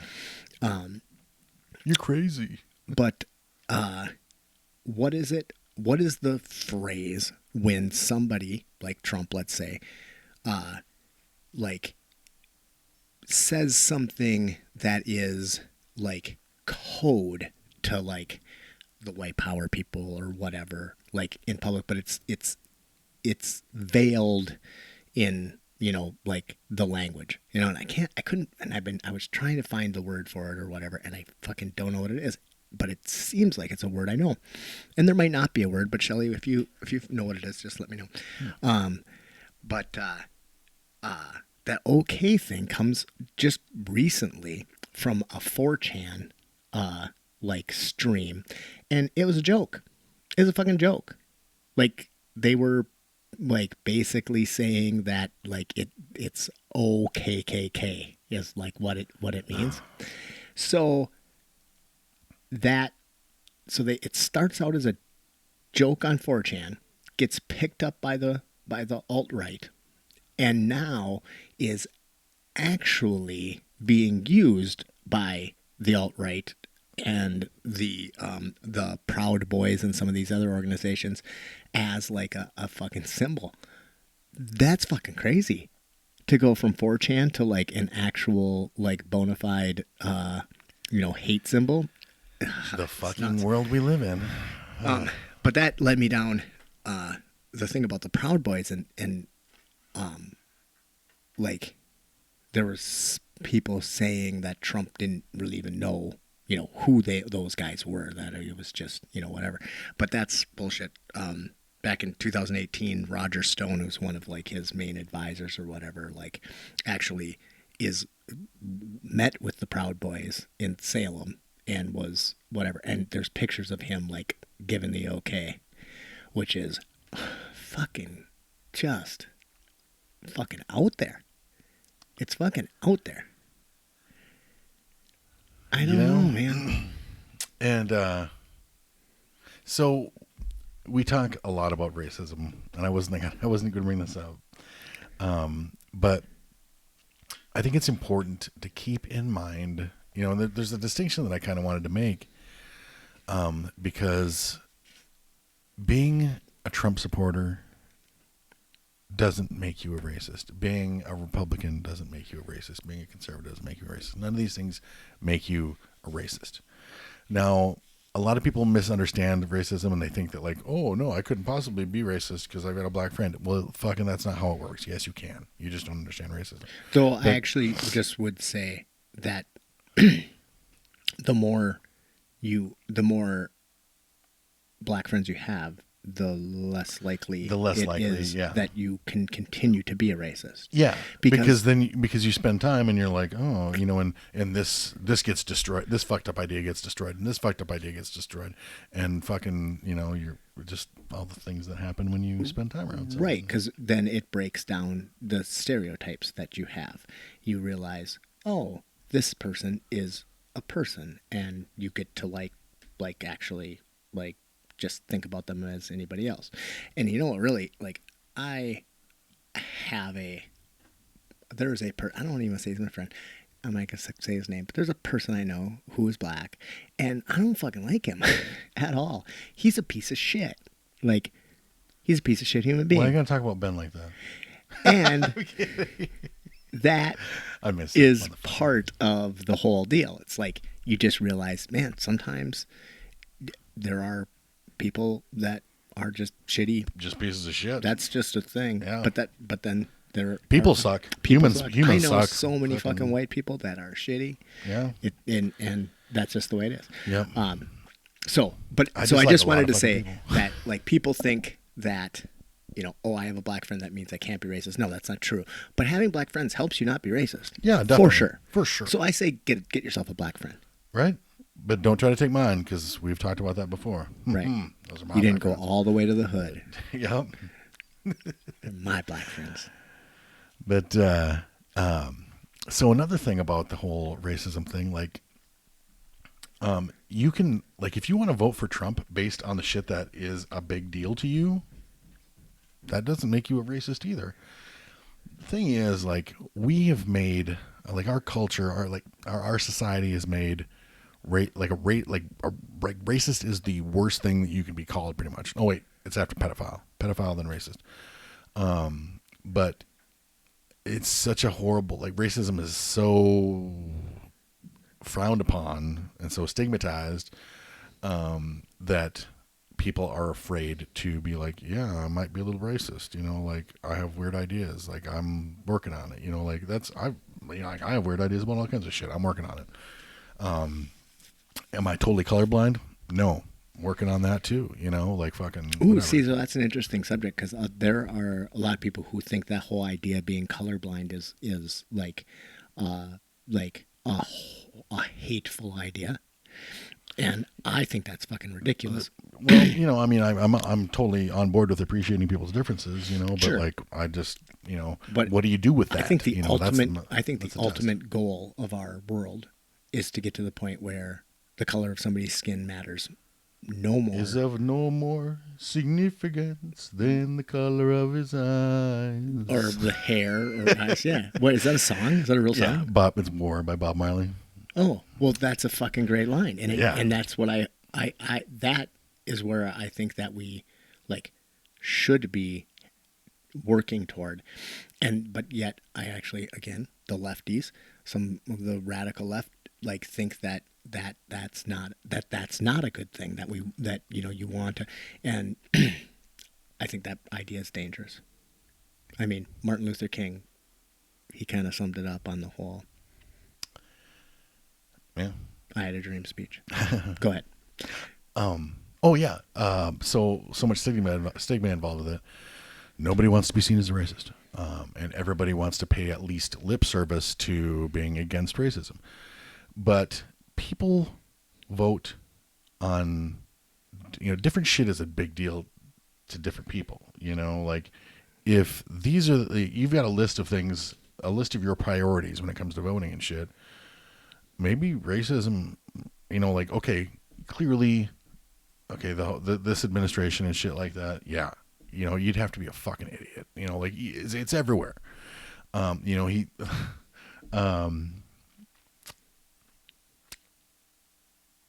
again, I got a little fucking lost there. So yeah, Donald Trump. The reason that I know who Donald Trump was, the reason that I first heard about him was in the 80s, was complaints about racism and shit like that. He's got a long history. If you just look at it, he's got a long history of that shit. Does he hate black people? Is it a hate thing? I don't think he hates black people. I just don't think he sees fucking black people as equals. I think he's fucking, and I think he's definitely. I don't know. Did you hear about the Apprentice tapes? I think he's definitely more classist than anything. Well, for sure. But did you hear about the Apprentice tapes? They aren't released. Like, they won't release them. But there are apparently, and this is allegedly, some tapes of Trump, that where he is using the N-word in a, just, like, a lot. What's a word for a lot? But in a bodacious way, over and over again on these tapes, and they're not released. It's gonna turn out that he was just singing along to some NWA lyrics or something. I have a really hard time with that, even. Like, really? When the N-word comes up in songs, it bugs the shit out of me. And it's like, ooh, icky. I don't like it. I just don't like the fucking word. It's a fucking, it can be an ugly word. I mean, we had this conversation, me and Sam had this conversation about the word retarded, and I like the word retarded, but again, I don't need to recap that conversation. So. Yeah, I'm trying to break myself of the habit. I want, just like a lot of words. I want to use it, but it's fucking hurtful and hateful. Okay, fuck it. We're going in there then. So, okay. Did you hear about the guy who was the executive at Netflix? right? And he was at a board meeting or whatever, and there was a comedian had a Netflix special, and he used the word retarded a bunch of times in his act, and people were upset about it, right?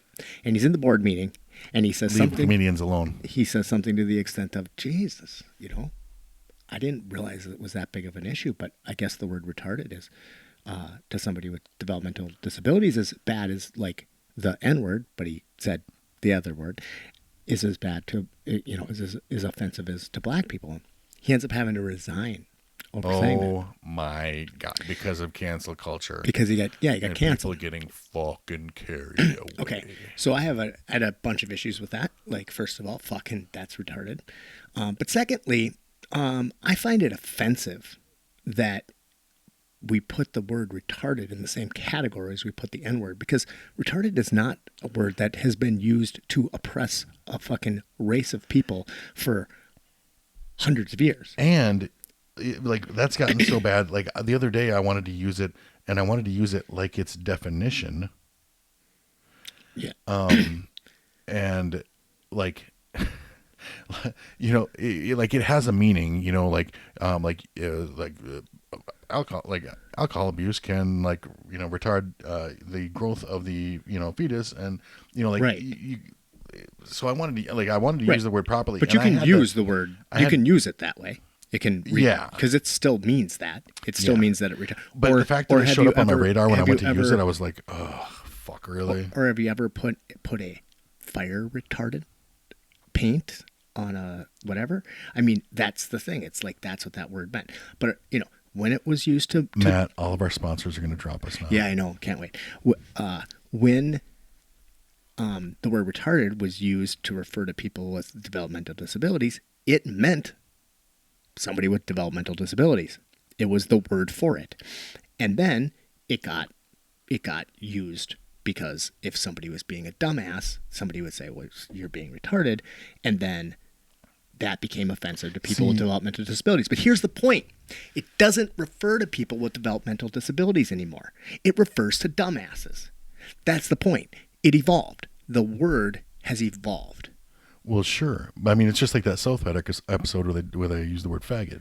Exactly. When they were, and we should explain that they were referring to people who drove Harley Davidsons. Yeah, right? those bikers. Yeah. No, we wouldn't use that word to describe gay people. We're talking about those faggots over there. You know, like, and that's, still in all, the word has evolved. I have to put it like I need to fucking consult all my gay friends and stuff and be like, hey, is it all right if I use this word? And they're like, only if you use it to refer to people who drive in motorcycles. That's the point.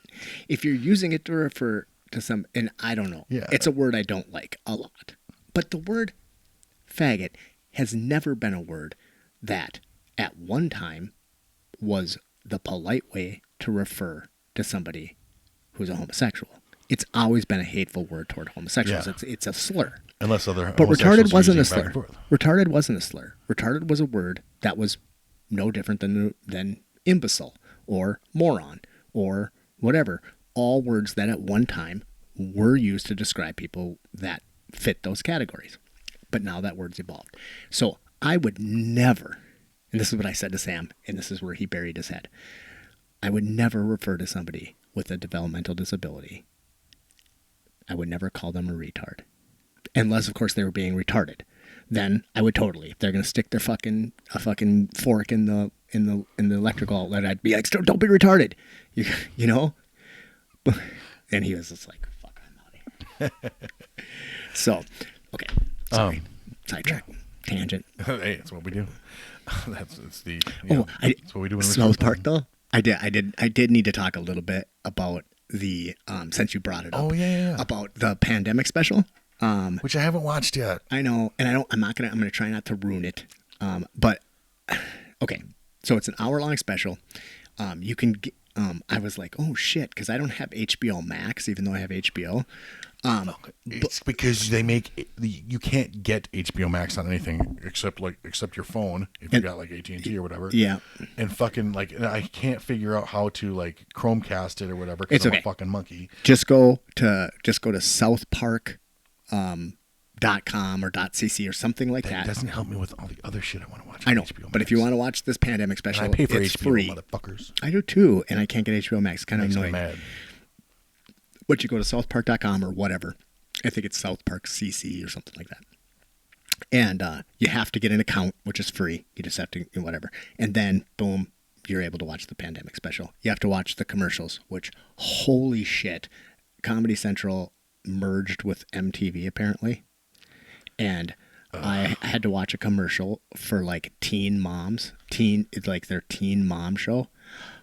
Oh, my God. It was so fucking bad. You have to understand, when we were kids, MTV was music videos and when stuff. I was a kid, when I was 14, my cousin, Diana, lived in the cities, and they had MTV, right? And my brother, who was 4 years older than me, would send them VHS tapes. Like, and on back in the day on a VHS tape, it was like 6 hours.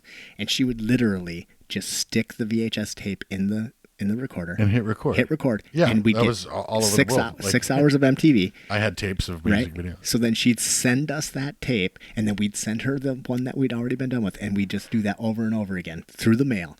And when we'd get that new fucking 6 hours of MTV, we were like, it was the best. And we would all, me and Shelly and Kevin would all be like fucking sit down with popcorn and just like watching 6 hours straight of MTV, and we just thought it was like Shelly's like the best dressing you up ever. like Cyndi Lauper and shit like that. That would have been about that time period. Yeah, it was awesome. So, but it has turned into a pile of shit. Yeah, fucking, it's the worst. If you've ever heard of the Vanderpump Rules, like I never have. Okay, everybody has guilty pleasure TV. But Christine's guilty pleasure TV is this show called The Vanderpump Rules. And if I walk into the fucking room and that show is on, it makes me stroke the fuck out. Like I void, dude. I'm shitting, pissing, fucking, I'm bleeding, fucking snot's coming out my face. Like it's like I got fucking Ebola of the soul. Like fuck MTV, fuck The Vanderpump Rules. Oh my God. So the South Park pandemic special was an hour long. PTSD from that shit. Now, I think everybody should go watch it. I didn't think it was as funny as I expected it to be, but I have such high expectations for South Park because I have this. They're amazing and they're still amazing. Yeah, and they're still geniuses.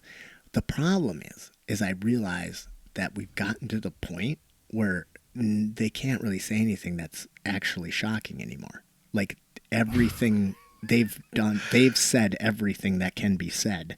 That's like, so even though what they did was poignant and was like everything that South Park should be, I was just like, that was kind of disappointing.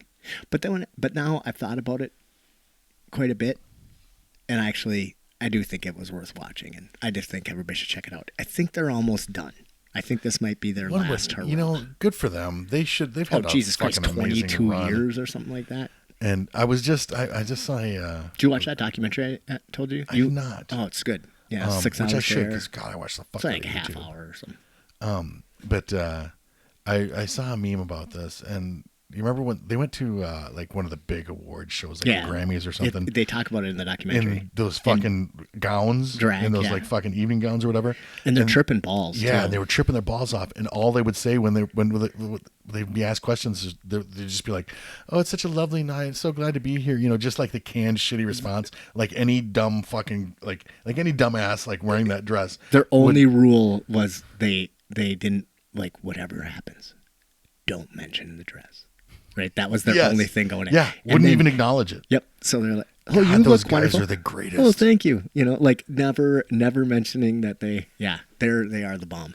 And those guys are good examples of like being uncancelable. Pretty much. You can't fuck with those guys. Yeah. And if you do, oh man, like the next episode. You're the next episode. Is gonna fucking. So there's so many times when they went after Scientology. And going after Scientology is... There's some powerful, famous, influential people that participate in that fucking... cult. Craziness. Yeah. Oh, speaking of cults, I got something on that too. But, yeah, fucking crazy. And then Chef resigned after that because he couldn't be a part of him, and they just fucking were like, oh yeah, double down, and over and over, and then turned him into a robot, and so good. Those guys are pretty fucking amazing. Yeah. Did you have something else? Oh yeah, I was talking about the priorities thing. So racism and priorities.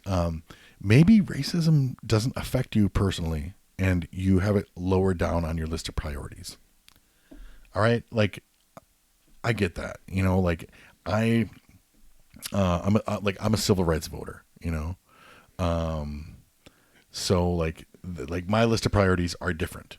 But a lot of people think Trump's been really good for the economy, whatever. And for whatever reason. Now, people treat all of his supporters like they are racists. Like they vote for him because he's a racist, so they're racist too, No, he definitely panders to fucking, he like a chunk of his base is those fucking people. Now, like the Klan, like he said the Klan was a terrorist organization. Okay, he came out and said something against them. Congratulations. And then they've already endorsed you, like. And then in the next heartbeat, he like calls out the Proud Boys and tells them to stand by and stand back and stand by. Or David Duke, the big Republican. He fucking tried to get the Republican nomination when we were young. Yeah, he was the fucking Grand Wizard of the KKK. He's a big Trump supporter, endorses the shit out of him. So, it doesn't mean, just because you fucking vote for Trump doesn't mean that, like, we think that you are a racist. But you vote like one, which is, like, what, you don't have to be ashamed. I'm not asking you to be ashamed of that. I just want, like, I would love it if somebody would just acknowledge, like, well, they vote like I do, Instead, they want to invoke history and shit, like before the fucking Southern Strategy and the Dixiecrats and shit like that, when fucking the Democrats were the assholes and fucking like. Well, the Democrats are the assholes, as well as the Republicans. They're all assholes. That's the problem. But I mean, like back then, it was like the Republicans were more progressive. For sure. Oh yeah, actually, I gotta get out of the history podcast. But but I would appreciate it if people would stop trying to fucking, like, people just deny. Just fucking admit it. You vote like a racist. That doesn't make you a racist. It just means that you're, like, the things that you value and the things that they value kind of intersect at a certain point. So you wind up liking the same candidate, Now, does that mean that there are no fucking liberals that are, no, it doesn't. But by and large, like, if you are a bigot and racism is a big deal to you and you don't like how are you going to vote? You know how you're going to fucking vote. All right. Be honest. Just fucking be honest. People who are racists, they know who they're going to vote for and they're not shy about it. A lot of them are very shy about it. The fucking people who are running around with the goddamn Confederate flags and fucking trying to, like, even those guys will tell you, no, I'm not a racist. They might be shy about being a racist, but they're not being shy about voting for Trump. No. And how do you have a Confederate flag and not think of it? And then tell people that you're not a racist. To me, and like, I don't see any different. Well, no, that's not fair. Though it actually isn't that far from true. I don't see a hell of a lot of difference between the Confederate flag and the swastika. I mean, the same people dig that shit. They're both symbols of fucking hatred and subjugation and racism, oppression, war fucking crimes, and so I mean, yeah, I don't see a lot of difference. So yeah, I just wanted to fucking put that out there and just tell people like I get it, like you don't have to be a racist to fucking vote that way. That said, I'm not putting a fucking swastika in my window of my Land Rover when the shit hits the fan. No, that's that one too seems much. to be less popular, with the cousin fuckers. But But yeah, so you're not a racist. You just vote like one. That doesn't make you one of them. But it makes them your ally, I guess. So I mean, if that smells, you lay down with dogs, you're bound to get fleas. So I mean, just yeah, that's all I got to say. Speaking of the cousin fuckers, I heard something. You sent me something the other day about some cousin fuckers down in southern Minnesota. Yeah.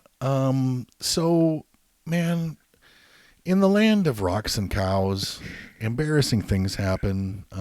Thank God this didn't happen in the BLA. Like, it's the only, like, we usually only make national news for dumb shit like this, but for not surprised not it didn't happen believing in the evolution BLA. or like any of this embarrassing shit that invariably very conservative people like fucking.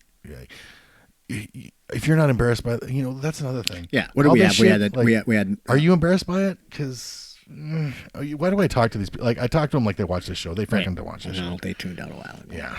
I'm sorry about that. I'm not sorry. I'm never sorry. But yeah. What happened down there? The CDC's been like chased out of rural Minnesota. They said, "Yeah, pack it up. Come on, get out of there." Yeah. So the CDC was going around and trying to test people, and then do contact tracing if there was. Yeah. And it's not something that they were forcing on people. They were offering it. Right. But they were going door to door. Yeah. Yep. But saying like, would you like to have a COVID test? Or have you been exposed to COVID? If you have, whatever. And then like groups of armed rednecks started fucking with them and intimidating them and shit like that. And that's using racial slurs. Which is pretty awesome. Because the CDC staff looks like America. Not like the land of rocks and cows. And that whole rocks and cows thing, like, I know people were mad about that, but I'm not mad about it. Well, and I like it more. Like, I mean, it seems like we prove it over and over again. Right? Like, this shit's embarrassing. Why is it embarrassing? Because of the fucking people that were mad then about again, that shit. like, so if you don't know what we're talking about, Governor Walz basically called everywhere outside of the metro the land of rocks and cows.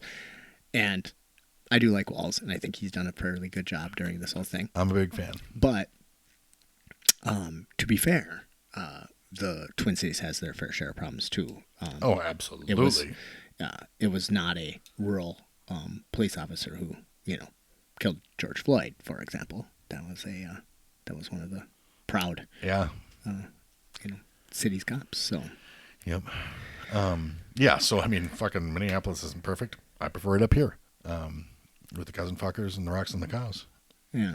And a lot of people do, but I'm not mad because he said fucking rocks and cows. But I could you delicate motherfuckers. Thankfully, that happened down in southern Minnesota. But I don't know if I just wonder how it'd go. Well, I'll tell you what. I'm glad that the CDC pulled their people out of there, because the fact that happened in southern Minnesota just makes me think that somebody in the Brainerd Lakes area would be like, "Hold my beer," and it would have just got fucking worse. Some people are some stupid. 12-year-old would be like, "Hold my beer. I'm going to get my AK.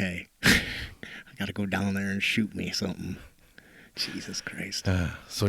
So speaking of the whole George Floyd, Derek Chauvin thing, I was listening to something a while ago, and it made me think about,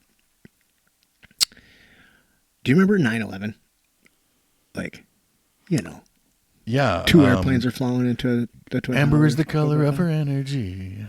So, do you remember, just kidding. Right. I never forget. Right after 9/11, how, the whole world, was kind of pro-America? Yeah, they were with us. I mean, we had a lot of goodwill. Even I was. I remember listening to a speech by George Bush, and I was not a fan of George Bush at the time, though. I'd do anything to have him back today. Oh, man. The glory days. Indeed. But I remember saying, well, maybe this is a good time to have a cowboy as a president. It was it was right after he did the whole "if you're not with us, you're against us" And then we speech. invaded Iraq. Right. So, but I mean, people were on our side. They were with us. We had this enormous opportunity at that time, right? right after 9/11, the U.S. had this enormous opportunity, and what did they do? Squander the fuck. They squandered the fuck out of it. Attack the wrong country, act like assholes. We squandered the fuck out of it. Now I'm gonna say something that's not gonna be very popular, but I think the exact same thing happened with the Black Lives Matter movement. Yeah, I get that. I feel like, now keep in mind, a lot of those, like, as we know, and it's a matter of fact, it's, a proven thing, that a lot of those people that were instigating riots and damaging property and stuff like that were not BLA people. Sure. They were outside agitators. And agent provocateurs, sure. But people don't give a fuck. And I can make lots of excuses for why that happened in the Black Lives Matter movement. I mean, it's easy to point at the 9/11, post 9/11 era and say, like, who fucked up? There's a list, right? I mean, it was George Bush, it was Dick Cheney, it was Donald Rumsfeld, it was, there is a fucking cast of villains. They didn't fuck up. They got paid. Well, sure. But they're the ones that squandered the goodwill of the international community. Yes. We can't point fingers at the Black Lives Matter movement because there isn't anybody to point fingers at. There is no leadership. There is no specific, Black Lives Matter is more of a concept than it is an actual movement. Well, that's the same thing with Antifa. It's not actually an organization. Right. It's just a movement. Which during the civil rights movement, you had civil rights leaders like Martin Luther King. And let's not forget Malcolm X and, the other, all the Black Panthers and all of that. So you could say, okay, the civil rights movement of Martin Luther King is doing these things right and doing these things wrong and, whatever. But right now we're in this leaderless revolution. And a leaderless revolution is a powerful thing because there's no fucking leader. That's why it's so powerful. Yeah, it forces them to single out your Colin Kaepernicks and shit like that. Right. But the thing is there's nobody for them to shoot, right? They can't kill our MLK and wash their hands of it. So it makes a leaderless movement very powerful. And actually, during the civil rights era, the whole Black Panther movement was a lot like this. I'm not comparing it to the violence wise. I'm saying it was very diversified. It was very guerrilla, right? So it was very hard to just point to the leaders and eliminate them. Though Malcolm X was definitely a leader, and they definitely got him. Okay. But they did track down. I mean, like, a lot of those guys wound up in prison and shit like that, like. For sure. Huey Newton's. Yeah, I listened to just, but regardless of whether or not we can, or even though we can point to different reasons why the Black Lives Matter movement has squandered the goodwill of that they had right after the killing of George Floyd, it doesn't make it any less sad that that's actually what seems to have happened. And it's such a fucking bummer because I think at that moment there was a moment in time there where there was a good chance to actually institute real change. Sweeping change, yeah. And unfortunately, I feel like that time has passed. And I pray I'm wrong, but it just, when I was listening to this really interesting, and I'm not going to get into it too deeply right now, but I will just recommend it. It's called The Martyr, like you're a martyr. Jesus was a martyr. Martyr Made is the name of the podcast. Every Christian is a martyr, especially like around Christmas time. They're fighting to preserve Christmas, and atheists and liberals. I know, it has something to do with mushrooms. We're waging the war on reindeer mushrooms. That's all I know. But he's an incredible podcaster who does these really in-depth dives, and I just got done listening to one that was about the Jonestown, Reverend Jones. Yeah. Reverend Jim. Jim Jones. Jim Jones. And I didn't think was going to be interested in that subject at all. Kool-Aid Man? Dude. It was a meme. I'm going to tell my kids this was Kool-Aid Man. It was so interesting. There is so much to that story that I had no idea of, including he may have worked for the CIA. It's so fucking interesting. So I really suggest it. It's called the Murder Made Podcast. Incredible. And also he has I first got into listening to him years ago because he only puts out a few episodes a year. So, like when he puts out an episode, you're excited about it. But he did a really in-depth one about the Israel-Palestine thing. I mean, it's like 15 hours long, but it is really, really interesting. But listening to this, he went through a whole bunch of the civil rights era history and just made a little, like, it made me think about the comparison between 9/11 and the Black Lives Matter movement. He didn't specifically point that out, but it was something I was thinking about, and I felt was kind of an interesting observation and kind of a fucking bummer. Because I feel like, if anything, the division has been broadened rather than lessened. But it is. I think with any kind of progress, it's often 2 steps forward, 1 step back. And I think in the end, we are making progressive improvement. I mean, or at least Steven Pinker, the racist, thinks so. You didn't watch last week? Well, I was talking about Steven Pinker, and Sam Gibbons said, "Isn't he like a racist?" And I was like, "Fucking racist? No, he's like a optimist or whatever." And then we had a break and we looked it up, and I just typed into Google, "Is Steven Pinker a racist?" And the internet said, "Absolutely." But it's totally bullshit. He's not. But I mean, like,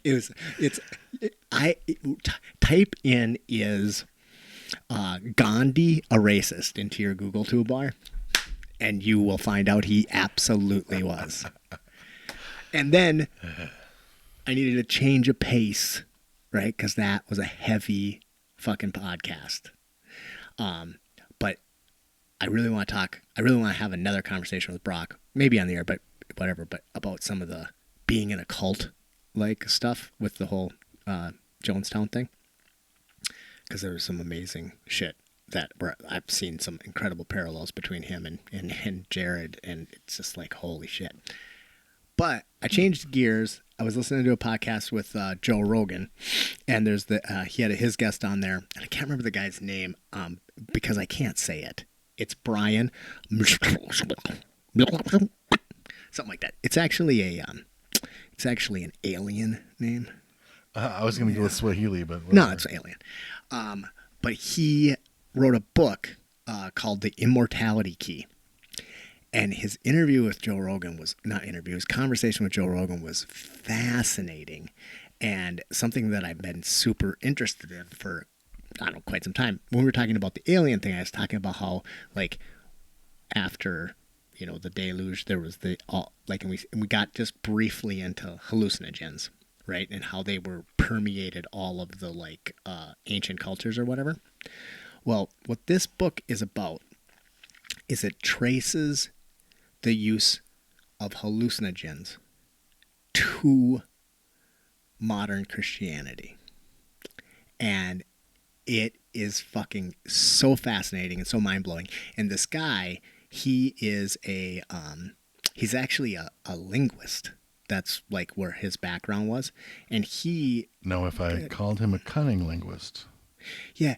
So explain the joke to me, because I still don't get it. Cunnilingus? Yeah, anyway. Is that sex? Is that what it is? Yeah, oral sex. It's cunnilingus. Oh, okay. Yeah. So... Cunnilingus is eating pussy. Okay, I guess I didn't know that. So your joke just fell flat on me. But it reminds me of a story back in the day. I was... back when I worked at the telemarketing center. So this is fucking 30 years ago. Meyer Associates, yes.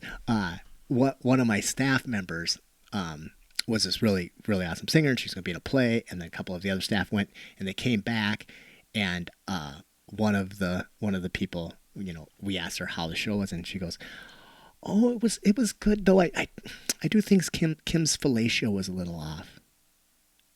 And like the whole room just stops and like looks at her, and we're all kind of laughing, whatever. And she goes, "What?" And my boss, Mark, at the time, goes, what was wrong? And she goes, "Well, she was great, but her fellatio was just a little off." And now everybody's kind of like that, maybe kind of secretly, and he's like, "Do you think it could have been her vibrato?" And she goes, "Oh no, it was definitely her fellatio." So good. So good. Nobody in that room's ever gonna forget that one. God, I live for shit like that. Oh, so good. Love to watch people step on their dicks like that. Once he was like, "Do you know fellatio is oral sex, right?" And she goes, and just like, fuck it, I have never seen somebody so red in my entire life. I don't know, it's pretty funny. But I can't recommend this book enough. I'm only about halfway through it, but I'm already fascinated. But I would start out by listening to the Joe Rogan. It's actually got Graham Hancock, who's one of my favorite humans in the world, one of my favorite writers in the world, and this Brian guy. But they're just there to promote Brian's book. But it's a really fascinating conversation, and the book is great. So it's called The Immortality Key. I started reading. I started trying to read Dune again, and I've decided that I'm going to probably give up on that again and not fucking read it because it drives me nuts. I forget. Did you ever read it? No, I've started reading Dune probably 6 times. Right. And every time I'm like, ugh, fuck, and I fucking discard it, and then I pick it up fucking 5 years later or whatever. And this is the last fucking time. So yeah. I'm a really smart guy that we're gonna have on the show sooner or later. Chris Macy was like, just read it, and I'm like, because I told him, I'm like, no, I fucking, I'm like, I've tried, I've started it, blah blah blah, Well, it fucking sucks. And, no, it's really like, it's brilliant, it's great, but Jesus, well, it's old. It's fucking annoying. That's the thing. It's like, I can't stand like Lord of the Rings. I couldn't stand those. I couldn't stand The Hobbit. I couldn't stand, a lot of the classics. Like, I know you don't watch trailers, but man, that fucking the new Dune movie looks fucking. Yeah, I'll probably watch it. Like, it's tough. I'll try. Yeah. But it's like reading Isaac Asimov or something like that. It's written weirdly. It's like, it's just. It's tough. It's tough. So. Yeah. Crazy. Well, I'm out of stuff. I am you got too. Anything left? No, I think I am out. What do you got? You guys got anything? You guys got anything? Cool. You would never say shit anyway. That's okay. Yeah. Well, I know it's tough in the land of COVID, but hopefully we're getting to the end of this. So it seems like people are dropping like flies now. Man. Right. I did just have a friend of mine's husband got COVID, and he like totally full blown like dying in his room, and they quarantined him in a room in the house, and she and her 2 daughters like had camped out, and none of them got it, which I thought was pretty weird. And now he's supposedly non-contagious, testing negative, and all of them have tested negative. She's got 3 or 4 more days of quarantine to be sure, and then I thought that was crazy. Well, there's a lady that I don't know how much I can talk about this person's work, but one of their I was trying to be careful about that as well. Is her household, this woman's household is on their 2nd round of COVID. So like got it months later, because the antibodies, that shit's only good for so long, like you can get it again. People fuck that up all the time. And her household's on their 2nd round, and not everybody, some of the same people got it, but not everybody in the house got it. So I mean, there's shit like that. We live in a world, it's a fucking strange world. It is a strange world. But at least I've got weapons. Yeah. Well, it's not a bad idea. Yeah, I don't know. It's crazy, but because like I'm like, well, we're done now. I mean, we should be fine now. And then it's like, well, fuck, now schools are closing down again, and so. But wave after wave. We have a fairly substantial list of people that I'd really like to try to get on, and the more as time goes on, and the careful. Believe me, I had a list of people that I wanted to get on too, but then I got married. I had to throw that list away. You're bad. You're a horrible person.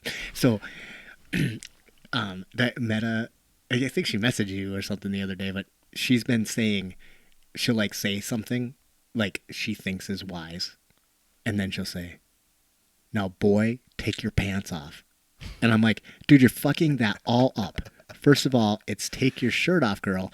Take your top off, girl. Take your top off, girl. But I'm like, you're fucking an order up. So, I mean, if you wanted to say, take your pants off, boy, I mean, okay. But saying, boy, take your pants off, you're totally getting it wrong. So, indeed. She's like, I'm being just like Kyle. I'm like, no, actually, you're not. I'm telling you, I didn't know that she was familiar. Did she read all those or something? She listens to the podcast.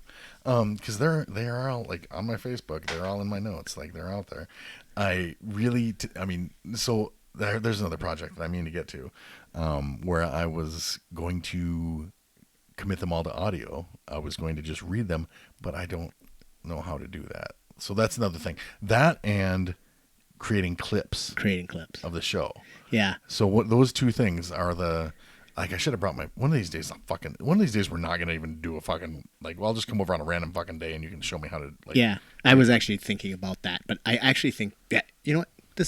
This conversation is not pearls before swine. It doesn't need to happen while everybody's watching. While all 4 of you are watching. Well, we appreciate you guys, and we will talk to you very, very soon. See you next time.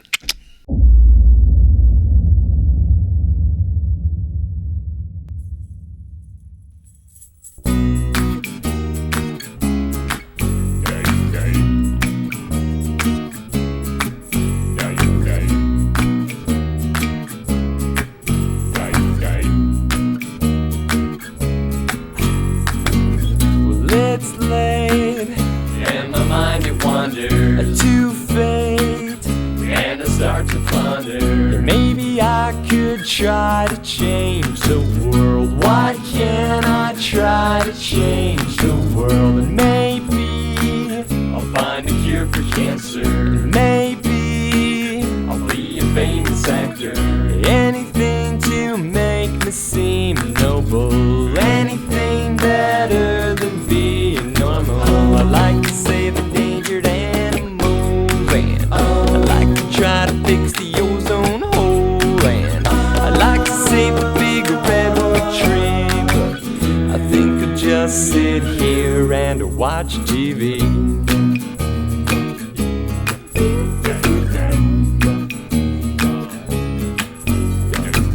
We don't care what happens all around us, as long as it doesn't affect us. 'Cause that smart guy said that it's okay. Ever wonder how that guy gets paid? And you say that we got bills to pay, and you say that we got work on Monday. And I'm really comfy on this couch. Guess I'll let our children sort it out. I like to save endangered animals, and I like to try to fix the ozone hole, and I like to save the big redwood tree, but I guess I'll just sit here and watch TV.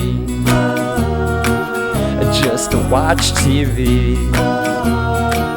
You're lying next to me in our American dream. You're lying next to me in our American dream. You're lying next to me in our American dream.